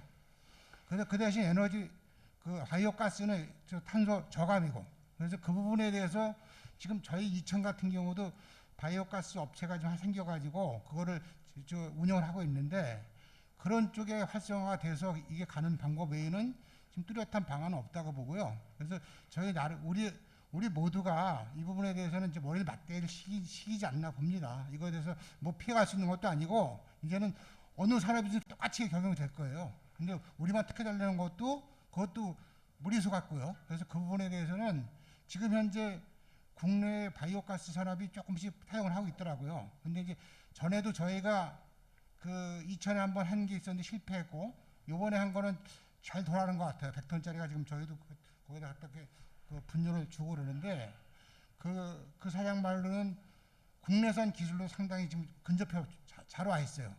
거기다가 다른 것보다는 돈분하고 은폐 이용해서 그래서 그쪽에 활성화시키는 방안을 찾아야 되지 않나 봅니다. 이상입니다. 예, 다음 분 어느 분이 답하실까요? 이경호 후보님. 그 손정수 부회장님한테 질문을 하고 제가 아니요. 요건에 대해서 네 분 다 답변하시고 뭐 추가 반박 질문을 그때 그럼 받도록 제가 또 하겠습니다. 답변하는 겁니까? 예. 알겠습니다. 제가 환경을 맡고 있고 대통령 농특위에서도 탄소 중립에 관련해 갖고 그 의제를 다루고 있습니다. 그 지금까지 환경은 냄새의 주범, 미세먼지의 주범, 이제는 탄소 배출의 주범 등 환경의의 주범으로 몰리며 한돈 농가를 범법자로 몰고 있습니다. 여기서 제1선에서 제가 그런 것들을 과학적으로 앞에서 대응을 하고 있습니다. 그 우리 손정수 부회장님께서 말씀하시는데 조금 그 아시는 게 미흡한 부분이 있어요. 탄소는 우리 농업에서 2.9% 우리나라 총생산량의 2.9%의 탄소를 발생시키는데 거기에서 우리 축산이 12만 호가 발생시키는 게 가축분뇨와 처리를 총 합쳐서 1.3%입니다. 정확하게 1.29%입니다. 그리고 가축분뇨 처리에서 0.7%를 발생시키고 우리 가축 사육에서 0.6%를 발생시킵니다. 이제는 가축분뇨가 오해의 진실을 풀어야 됩니다. 바이오가스 플랜트로 가야 된다 하는 그 방법은 조금 이해를 하셨는데 거기도 문제점이 있고 바이오가스로 가면은 분명히 탄소를 줄일 수 있습니다. 그런데 거기에 우리가 가축 분야가 이제는 소중한 공공재 역할을 하게 되었어요. 그 이유는 바이오가스로 가면은 가스와 전기를 생산합니다. 말 그대로 신재생 에너지로 바뀌는 거죠. 탄소를 발생시키는 게 신재생 에너지로 바뀌면서 우리가 가축 분뇨만 탄소를 줄이는 게 아니고 이 바이오가스는 그 속에 은폐물과 농산물의 잔여 소각물까지 들어가기 때문에 우리 축산이 2050년도까지 탄소를 줄이는 게 아니고 2030년도까지 정부는 20% 정도 줄이겠다 했는데 우리는 50% 정도까지 2030년도까지 줄여내겠다. 다른 탄소까지 줄여서 우리는 2050년도에는 탄소 제로가 아니고 탄소 마이너스화하는 공공재의 역할이 크다. 이렇게 제가 주장하고 있습니다. 그래서 이제는 미세먼지의 주범도 아니고 탄소 배출은 우리가 소중한 공공재 역할을 하면서 앞으로는 가축분뇨가 바이오 플랜트와 정화방류가 확대되면서 어깨를 쫙 펴고 축산을 편안하게 할 수 있는 그런 날이 올 것이라고 생각합니다. 예, 이상입니다. 예, 다음 어느 분이 예. 이 탄소 중립 문제는 우리가 마치 먼저도 얘기했듯이 혐오 시설에 대한 주변의 그 따가운 시선이라고 생각합니다.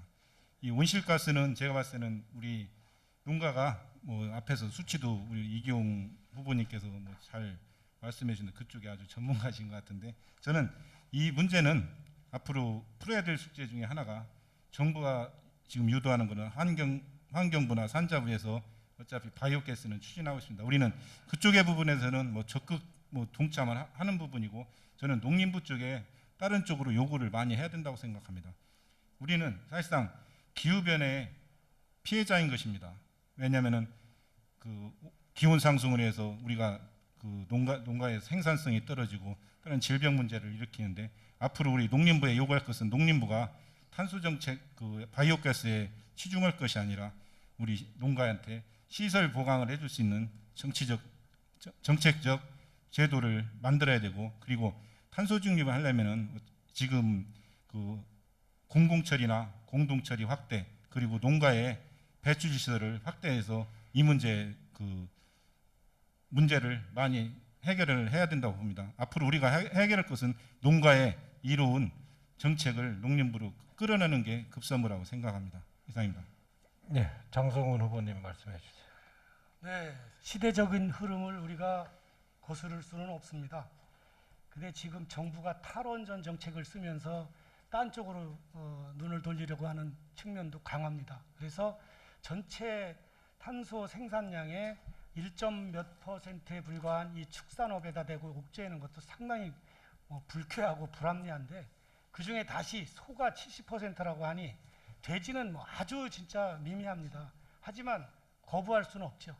그래서 우리가 할 일은 전체의 예를 들면 이런 일이 있습니다. 옥상에 지금 시내 옥상에 가면 올해 전기가 블랙다운이 될까봐 블랙아웃이 될까봐 큰 그 경유 발전기를 돌리는 데가 많다 그럽니다. 에어컨을.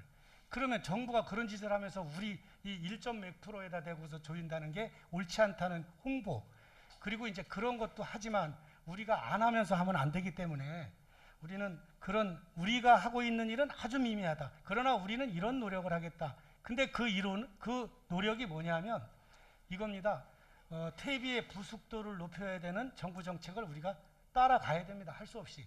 그 다음에 또 한 가지는 바이오 플랜트 가스 어쩌고 그런 것들이 지금 계속 여기 이도원 감사네도 하고 있지만은 해야 됩니다. 근데 지금까지는 그걸 정책적으로 대규모 플랜트로 해서 100억, 200억 이렇게 했기 때문에 그것을 소규모, 중규모 또는 덴마크나 이런 유럽처럼 아주 작게 해가지고 할 수 있는 모델을 개발하고 그래서 장기적으로는 결국은 따라갈 수밖에 없다는 걸 인정하고 시간을 벌면서 정책을 개발하고 따라갈 수 있는 보조금도 확보해 나가고 그것이 살 길이라고 생각합니다.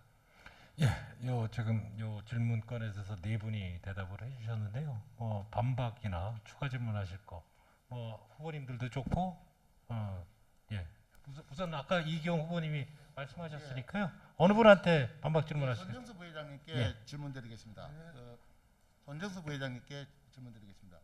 그 바이오가스로 장려를 해야 된다. 바이오플랜트 사업으로 장려를 한다고 하시는데 그 바이오플랜트 사업이 되려고 하면은 문제점이 많습니다. 그 정책적 제도 개선이 되어야 되는 것이 있는데 그것이 무엇인지 알고 계신지 알고 싶고 탄소가 가장 많이 발생되는 것이 우리나라에서 우리 산업 중에서 어떤 것이 있는지 그 두 가지에 대해서 혹시 아시는 게 있으면 질문 주시면 좋겠습니다. 우리가 우리 양돈 쪽은 우리 농업 전체를 봐서는 우리 전체 산업을 봐서 0.3%에서 0.3, 0.4 정도 돼요. 근데 이제 그 부분에 대해서 제가 얘기한 거는 저도 이제 이 부분에 대해서 사실은 저희가 탄소 중립에 대해서 저도 연구를 안 해봤기 때문에 쭉 들어보니까 우리 에너지를 쓰는 거는 탄소가 이렇게 발생하는 거고 에너지화 시키는 것은 탄소 줄이는 방법이라 그 얘기를 한 겁니다. 그런데 이제 저는 현재로 봐서는 제가 보기에 다른 안이 별로 없고 바이오가스 하는 게 그나마 우리 탄소 중립이나 저감하는데 제일 합당하지 않나 본 겁니다. 그래서 그 부분에 대해서는 그 문제 때문에 제가 잘 그걸 인지 못하고 있습니다. 예. 거기서 아니요. 추가로 또 질문하시는 건 다른 분들도 계시니까요. 우리 아까 이도원 대의원님. 네. 혹시 한 후보님께만 질문을 드려야 됩니까? 두 분께도 가능한 한 분한테 해주셨으면 좋겠습니다. 예. 네. 그 손중석 후보님이나 이규영 후보님께서 그 아주 바이오가스 플랜트가 어떻게 보면 양돈에 있어서의 온실가스 문제에 대해서 마치 이제 구원자 역할을 할 것처럼 느껴졌어요. 근데 아니요, 저는 아니요. 아니 답변은 이따 해주세요. 예, 그 기대하시는 우리 어떤 양돈의 문제를 어느 정도 해결하는 데 있어서 국내에 도입돼야 될 바이오가스 플랜트 개수가 몇 개 정도라고 보시는지 답이 나오면 다시 그러면 요건에 대해서 그 손정석 후보님하고 이기영 그 후보님 제가- 짤막하게 제가- 답변 좀 해주세요. 그 몇 개라 하는 거는 사실상은 탄소 처리량이 우리가 1일 100톤짜리를 1년에 돌렸을 때 탄소가 얼마나 양을 줄이는지 우리가 가축이 발생되는 그 탄소량을 계산해 갖고 그렇게 그 시설이 이루어져야 되겠죠. 우리나라 전체에서 몇 개나 필요할 거냐고 여쭤봤습니다. 1000여 개 이상 필요합니다. 100톤 이상짜리가. 네, 그다음에 예. 손정석 후보님이 요건에 저는 그건 계산 안 해봤습니다. 예, 제가 추가 질문. 예, 추가 질문하겠습니다. 농림부에서 표준적인 바이오가스 플랜트 사업 같은 경우가 보면은 한 110억, 116억 정도를 얘기하고 있고 118억입니다. 예, 그다음에 거기에 들어가는 보조금이 크게 70%니까 8, 90억 정도의 순수 보조금이 플랜트 하나 짓는 데 들어갑니다. 자, 그럼 1000개를 지으려 그러면은 물경 7조의 돈이 바이오가스 플랜트에 들어가게 됩니다. 7조. 두 번째로 그 바이오가스 플랜트라고 하는 것들이 결국은 실제로 많은 투자가 들어가기 때문에 상당 부분 고비용 구조로 분뇨 수거비가 들어와야 되는 상황이 있습니다. 자, 그러면은 그 과연 우리가 7조란 우리가 보면 아까 그 말씀드린 것처럼 온난화에 대한 우리 피해자이기도 합니다. 축산 농가 같은 경우도 필요한 것들이 많고 지원받아야 되는 게 많은데 물경 7조의 돈을 갖다가 가축 분뇨 처리업자에게 지원해 주는 게 우리 양돈 생산자 단체로서 볼 때 맞는 정책이라고 보는지 궁금해서 질문을 다시 한번 드려봅니다. 예, 제가 요- 제가 답변 드리면 아니요. 되겠습니까? 아니요, 잠깐만요. 요거는 제가 보면 그네 분이 그냥 한 30초 이내로 간략하게 좀 대답을 해주셨으면 좋겠어요. 뭐 이기영 후보님 먼저 예. 답변해 주세요. 7조 원이 들어가는 거는 우리 축산을 위해서 투자를 하는 게 아니고 세계가 탄소 중립에 이제 해야 되는 필연적인 거기 때문에 탄소 중립을 문재인 대통령이 작년도 12월 10일 날 선언을 했습니다. 그러므로 인해 갖고 이거는 우리가 줄인다고 하는 게 아니고 정부가 세계적인 약속을 남기기 때문에 그 탄소를 줄이는데 7조 원이 들어가더라도 어느 나라 없이 식량을 지키고 하려고 하면은 그렇게 투자할 수밖에 없는 현실에 그 바이오 플랜트가 그 출고가 된다는 게 아니고 거기에도 문제점이 많습니다.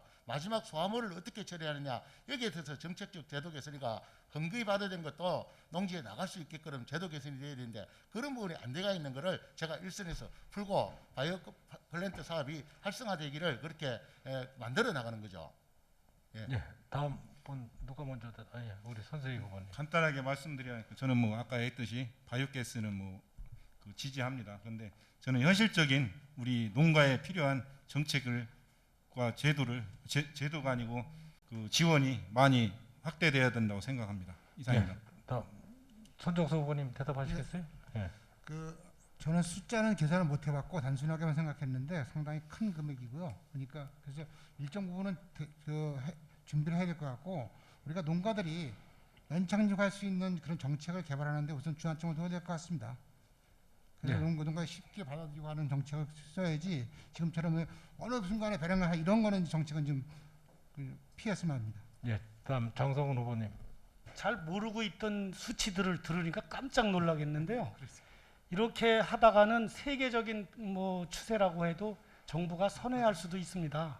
그래서 중장기 계획을 세워야 되고 좀 더 많은 노력과 연구가 필요하지 이게 7조를 써야 된다 말아야 된다 이런 얘기는 맞지 않는 것 같고요. 아까 제가 말씀드린 대로 소규모화 또는 시대에 역행하지 않는 모습으로 보이면서 장기적으로 대처하는 것이 맞지 여기서 그런 논의는 조금 이른 것 같습니다. 감사합니다. 예, 그다음에 탄소 중립에 대한 거는 요 정도로 하고요. 뭐 추가로 그러면 간략하게 어디 한 분한테 요청하실 겁니까? 아니면 전체 후보님한테 요청하실 건지 말씀해 주세요. 편하게 그 대안을 갖고 계신 분들이 말씀해 주시면 좋을 것 같아요. 일단 이제 정부가 탄소 중립에 대한 부분들을 선포하는데 유럽 같은 경우는 이제 그 재생에너지 비율을 상대적으로 상당히 많이 높여 있던 사실이었어요. 그래서 어떤 제도적인 일관성을 가지고 갔어요. 실제 분뇨에 대한 처리 방식을 혐기 방식, 그다음에 이제 축사에서 나오는 그런 그 냄새는 포집 방식으로 그 일관성 있게 진행을 했는데, 우리는 재생에너지 비율에 대한 부분들을 간과하고 있다가 세계적인 추세가 탄소 중립 쪽으로 이렇게 가다 보니까 실제 우리는 이제 그 호기 방식의 그 악취를 제거하는 방식이 액비 재순환 방식 이런 식으로 가는데, 지금은 이제 바이오 플랜트로 가면 포집 방식으로 갈 수밖에 없고 혐기 방식으로 갈 수밖에 없는데, 지금은 우리 산업이 지금 한참 중반 정도에 와 있는데 이것을 어떻게 역행하거나 아니면 다시 되돌릴 수 있겠냐라는 부분들이 있고요. 실제 이제 재생에너지 비율을 우리나라가 지금은 오래된 수치에서 제가 2.4% 정도 하고 있는데, 실제 유럽 같은 경우는 20-30%씩 이미 재생에너지 비율이 높아져 있거든요.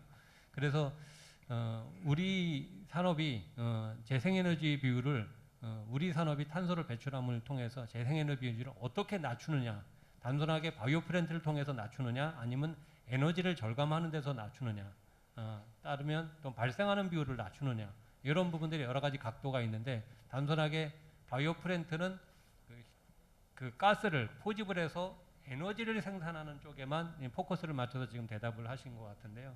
그 세부적인 다른 방식에 대한 여러 가지 안들이 있을 것 같은데, 그것에 대해서 대안을 갖고 계시면 말씀해 주시기 바랍니다. 요거는 요 질문에 대한 거는 그냥 대답하시고 싶은 분만 대답하시는 걸로 그렇게 하겠습니다. 제가 대답하겠습니다. 예.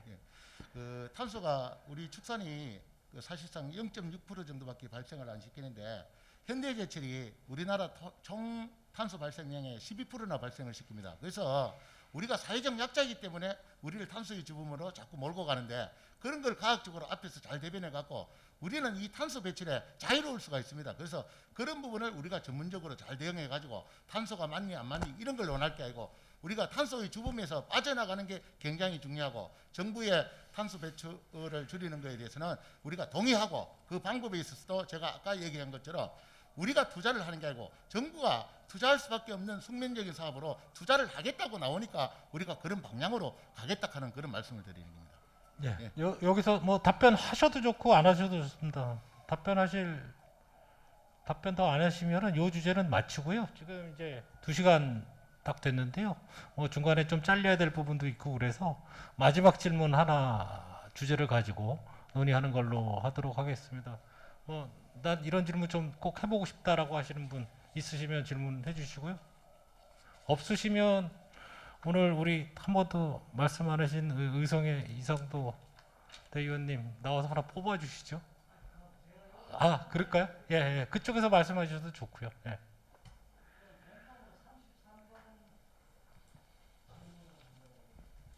33번 문제, 그러면 33번 직접 한번 읽어 주시죠.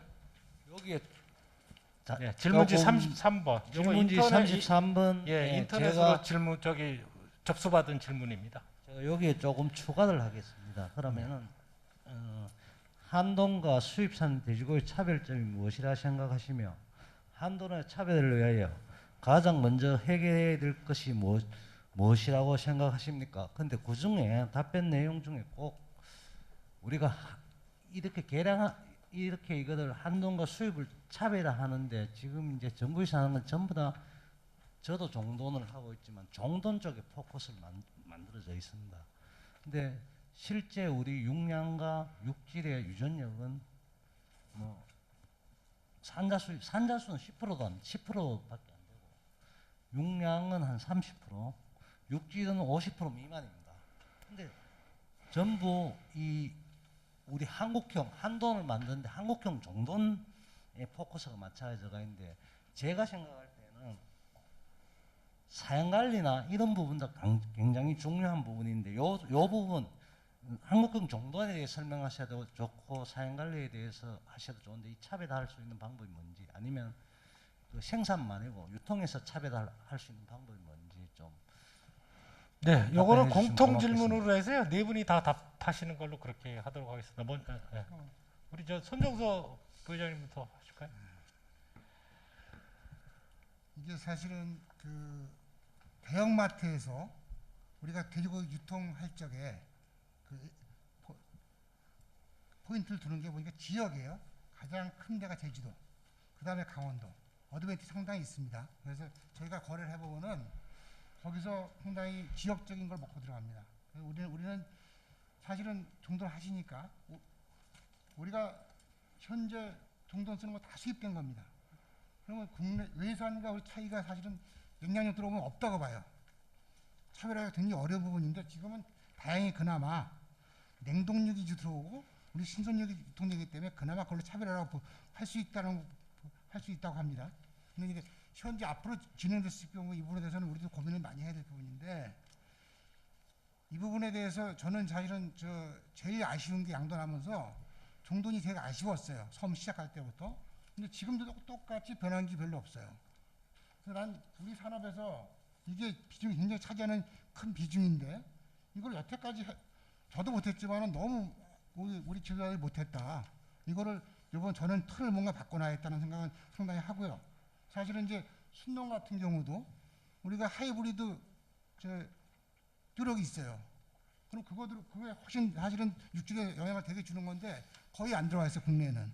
우리는 뚜럭도 거의 성장 위주의 뚜럭이 들어와 있어요. 왈도 같은 거 거의 이런 것들이. 사실은 그런 부분에 대해서도 냉정하게 좀 분석을 해봐서 우리가 맞는 돼지를 진짜 지금 우리는 구입을 하기 때문에 사실은 유럽 돼지들은 대부분이 햄 뒤쪽에 불을 포커스 맞춰 있는 부분인데 그러다 보니까 우리 삼겹살도 예전 저희가 이제 조sam조합에서도 그런 얘기 많이 했어요. 야 삼겹살 늘리는 방안을 찾아보자. 근데 결국은 못 찾고 똑같은 반복을 해왔거든요. 그래서 저는 이번 기회에 사실은 종돈하시는 분들도 계시지만은 우리 한국형 종돈을 만들어서 진짜 우리가 차별할 수 있는 걸 찾아내야지.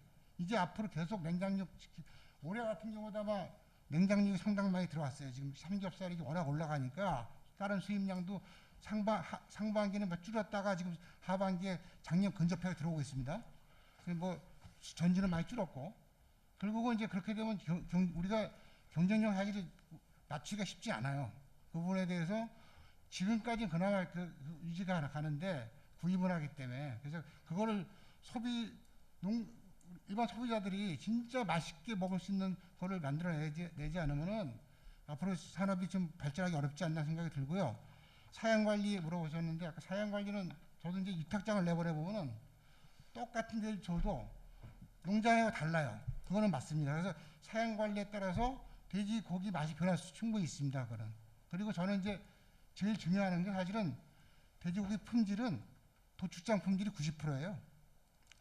원 품질보다는 도축장 LPC에서 잡는 게 가장 위생적이고 맛있다고 봅니다. 그래서 우리 돼지는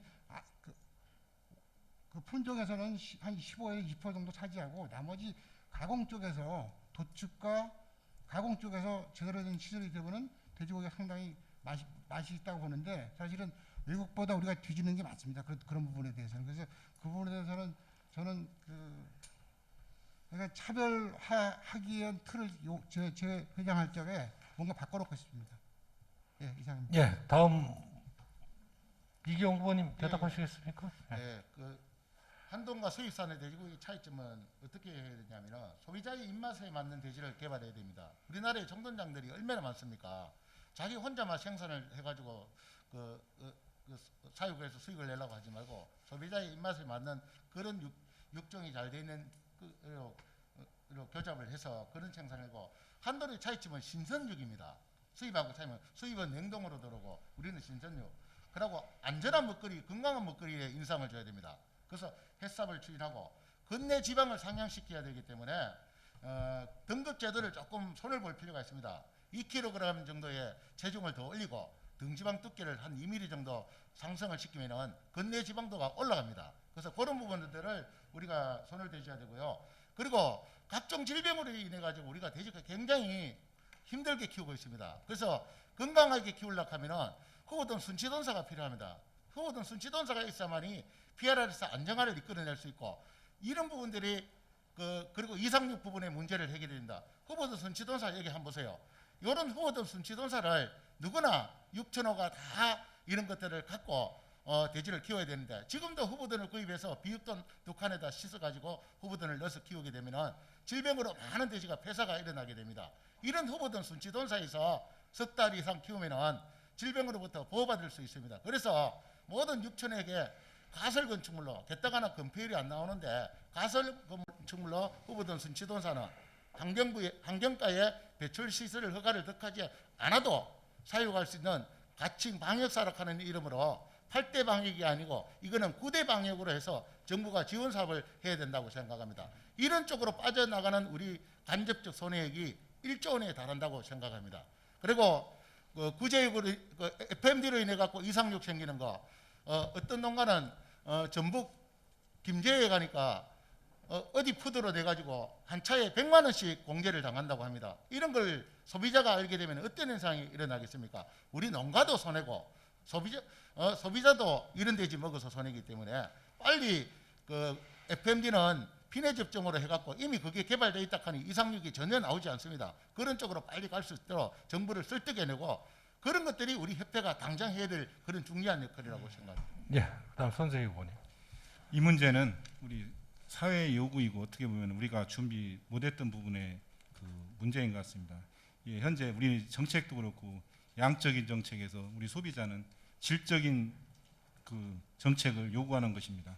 우리가 준비할 것은 뭐 종돈 개량도 좋고 하지만 우리가 농가에 해결할 수 있는 문제는 질 좋은 고기 생산을 위한 종돈 생산자와 어떤 유기적인 관계 협조도 필요하겠고, 두 번째는 그 사료회사에 고급육 생산할 수 있는 제품을 아니면 프로그램을 개발해서 그 농가에 보고할 수 있도록 해야 되겠고, 그리고 지금 이제 어떻게 보면은 수입과의 차별인데 이 문제는 우리가 뭐 자금률하고도 문제가 있으니까 정부의 자금률 정책도 요청을 해야 되겠고요.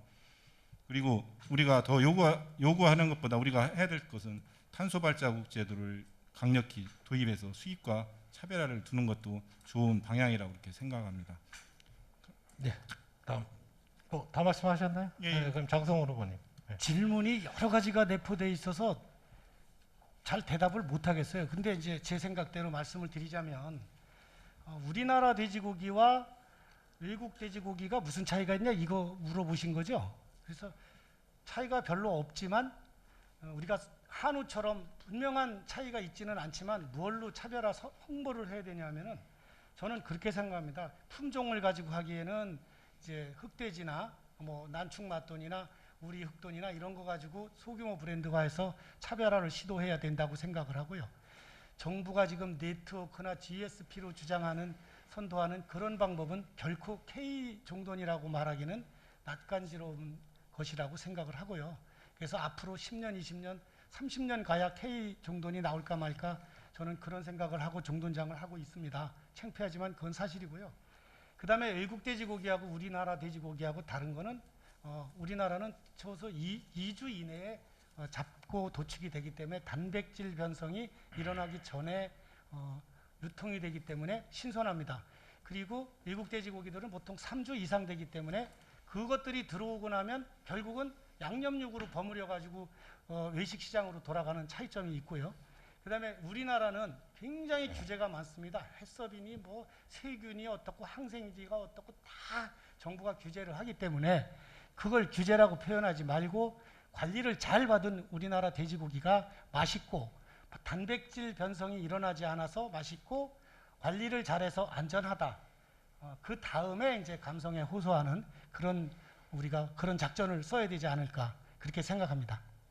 예, 요건에 대해서 뭐 추가 질문이나 반박 질문. 제가 질문한 그 내용 중에 가장 핵심은 외국은 햄 생산을 위해서 돼지를 사육하고 저희들은 목살이나 삼겹살, 생고기를 먹는 부분이 이런 부분인데 제가 봤을 때 가장 중요한 거는 우리가 사양 관리를 사육 일수를 일정하게 사실 프로그램화하고 그다음에 또 도체종을 좀 더 늘려가지고 전 세계에서 이 돼지고기를 등급제 마블링을 생각한 나라가 있습니까? 저로서는 사실 한국 처음이다. 일본이 일본하고 우리나라 정도. 일본이 따라한 거예요. 일본도 이제 지역별 조합에 의해서 브랜드 요구로 그렇게 하는 거지, 그죠? 그러니까 그 부분에서 사실 이 부분이 계속 우리가 종돈에만 포커스를 맞추지 말고 사양관리 방법이나 이 부분에가 우리 축산인은 우리가 맛있는 단백질을 생산해 해놓고 유통업자한테 좋게 포장해 놀락해야 된다 그런 생각에서 이게 차별화할 수 있는 방법을 협회장이 되시면은 꼭 좀 부탁드리고 또 마이크 들은 김에 한마디 더 하면은 지금 우리 양돈 협회의 가장 큰 문제가 우리의 의견이나 우리의 말은 농림부나 기관에서 하나도 안 들어줍니다. 사실 지금 가장 회장님이 누가 되실지 뭐 회장님 되시면 농림부의 우리 의견을 어떻게 반영할 것인지 이것도 한번 답변 들어보겠습니다. 완전히 아무리 이걸 요거 아까 이제 뭐 질문이 이제 두 가지로 나눠져 버렸는데요. 그 이제 아까 농림부에 건의하는 부분은 다음 기회에 하는 걸로 그래 하고 하겠습니다.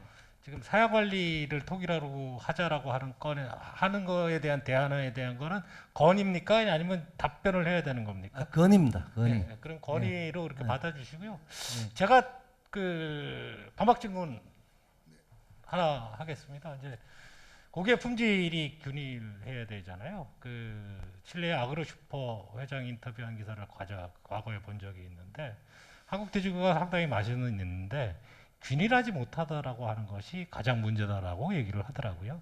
근데 균일하게 하는 거는 아까 말씀드린 대로 종돈, 사양 관리, 도축장 관리 이 세 가지 다 문제가 있는데 그 중에 한 가지 이제 종돈에 대한 것만 말씀을 드린다라고 하면 저는 그렇게 생각해요. 우리나라의 암태지 보도를 공급하는 F1을 공급하는 그런 종돈장들이 많고 그 두수는 상당히 많아요. 제가 8년 전에 조사를 해서 좀 그 진행을 하다가 지금 한국협회에서 사실은 푸시를 안 해줘서 진행을 못한 상황이 있는데 뒤럭동군을 제가 전국에 있는 그 종돈장의 뒤럭동군이 몇 마리인지를 파악을 해보니까 1,300마리예요. 모돈이. 그래서 사실은 암태지까지 다 같은 품종으로 통일하자 이거는 사실은 시간도 오래 걸리고 비용도 너무 많이 들어가고 그 쉽지 않을 것 같고 숫돼지 하나만이라도 통일을 한다라고 하면 우리나라 돼지고기 품질의 유전자의 50%는 동일화할 수 있다. 같게 할 수 있다. 그 다음에 우리가 한국형 종돈이라고 하는 걸 수십 년 전부터 떠들었는데 한국형 종돈이 뭐겠습니까? 과거에 입맛에 익었던 고기가 한국형 종돈인 거예요. 그렇다라고 하면 우리가 단기적으로 성과를 내려고 하면 우리나라의 그 숫돼지 그 뭐 대부분 뒤로기겠죠. 그거를 통일화하면 그래도 50%라도 우리가 균일한 돼지고기를 생산할 수 있다라고 보는데 그거에 대한 견해를 간략하게만 좀 방법이나 그 찬반에 대한 거를 한번 말씀 좀 해주시죠. 우리 손정수 후보님. 그 두력에 대해서 그 저희가 들어온 것들이 대부분은 성장형 두력이 많더라고요. 저도 이제 그쪽 책을 찾아보니까 우리가 좀 잘못 들어온 부분 상당 부분 있고 사실은 우리 차 회장님 말대로 1,300두라고 하면은 사실은 1,300도 바꾸는 거 그렇게 어렵지 않아요. 다른 두를 바꾼다 해도 사실은 만약에 그걸 저도 하고 싶은 부분인데 그걸 한다 그러면 사실은 두력에 대해서도 충분히 검토를 해봐야 돼요. 우리가 어떤 게 좋은 건지에 대해서 우리도 지금 사실은 소비자들이 아무것도 모르고 있어요. 지금 그냥 두력 인공수정 가져오면 그냥 쓰는 거예요. 그래서 그런 부분에 대해서 조금 더 충분히 검토해서 사실은 아이오에서는 하이브리드 두력도 상당히 그 육질에 관여를 많이 하는 부분이고 그런 부분에 대해서 충분히 했으면 좋겠다는 생각이 들고요. 그 육질의 그 부분에 대해서 우리가 그 육질에 대해서 지금은 써야 되고 종돈도 사실 늦었지만은 시작을 해놔야 돼요. 이제는 해낼 때가 된 것 같아요. 지금 너무 제가 3년 전에 했던 거나 지금이나 오히려 후퇴했어요. 보면 지금 제가 보니까 후퇴한 거야. 옛날보다. 그러면 우리 농가들은 일반 농가는 되게 힘들게 돼지를 키워요 지금. 그래서 그 부분에 대해서는 지금이라도 늦었지만 시작하는 게 빨리 가는 거 아닌가 생각이 듭니다. 예, 다음 분. 제가 예, 우리 손수희 후보님. 네. 이게 균일한 돼지 생산하는 것은 어떻게 보면은 그 우리 유통 쪽에 포커스를 맞춰진 것 같아요. 저는 그 부분보다는 우리가 할 수 있는 거 소비자한테 서비스할 수 있는 부분이 가장 중요하다고 생각합니다. 이 등급제도 어떻게 보면 우리 유통 쪽이나 우리 보기 좋은 그 가격 정산하는데 주로 포커스가 맞춰져 있는데 저는 이 부분을 균일화도 중요한 요소라고 생각하지만 우리 소비자에 맞는 등급제와 그 돼지고기를 다각화시켜야 된다고 생각합니다. 이상입니다. 뭐 다음 이기영 후보님. 예. 그 정돈장에서 제가 현장에서 그 농장 생활을 14년 동안 했습니다. 제가 육종도 사실상 농장 검정도 하고 검정소 출품해서 우리나라 최초의 셰프들도 만들어내고 있는데 육종에서 최고 중요한 게 그 육종이 잘 된 데지는 균열성이 뛰어나고 원하는 내가 유전력을 전달하고자 하는 게 그게 잘 나옵니다. 우리 이정길 의원님 말씀하신 것처럼 숫돼지 한 마리가 모든 100마리를 상대를 합니다. 그래서 그 균일도를 가장 빠르게 육종을 할 수 있는 거는 웅돈을 어떻게 통일시키냐가 절대적으로 중요한 것 같고요. 거기는 제가 동의를 합니다. 그리고 균일한 돼지는 체중만 맞추면 되는 방법이 있고 원하는 균일한 품질을 맞추는 게 중요하지 체중을 맞추는 게 중요하지 않거든요. 그래서 육종이라 하는 거는 1, 20년에 해당되는 게 아니고 50년, 100년 걸려가지고 영국이나 어떤 유럽 같은 경우는 그렇게 해서 만들고 있습니다. 우리나라는 육종에 대해서 과연 몇 년이 걸려서 지금 품종을 고정시키고 있습니까? 이런 부분은 장기적으로 해야 되는 가지고요.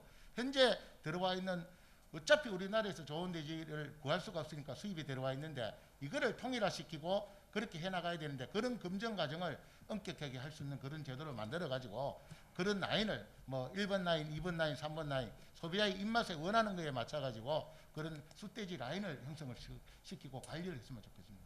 예, 장성 후보님. 저는 사회자께서 지금 말씀하신 그 전국적 통일에 대해서는 현실적이지 않고 또 그동안 종돈업을 해온 사람으로서 동의하지 않습니다. 왜냐하면 우리나라의 입맛과 국민성이나 어떤 이 취향이 일본 스타일을 비슷하게 따라가고 있습니다. 일본은 그 소규모, 지역별 그리고 아주 작은 브랜드들이 강한 브랜드들이 많이 있는데 저도 이제 그래서 지금 돼지문화원인이 이런 걸 하고 있고 종돈업을 하고 있습니다.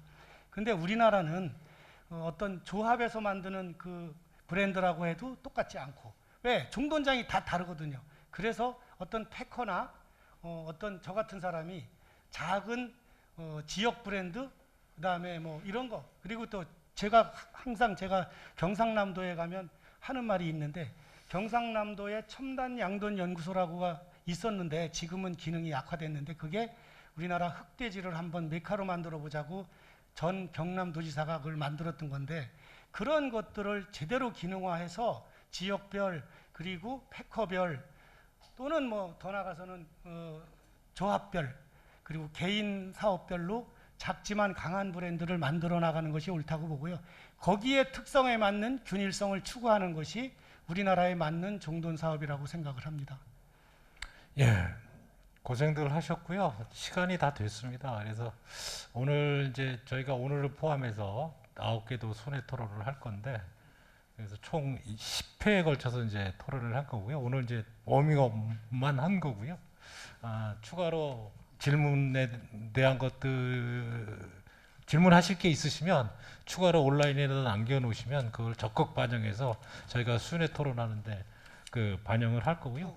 오늘 제가 토론회를 진행하면서 조금 아쉬웠던 거는 질문과 조금 어긋난 답변들을 대부분의 후보님들이 하셨어요. 그래서 다음번에 토론회부터는 질문에 정확한 대답을 좀 하실 수 있게 그렇게 해주셨으면 고맙겠고요.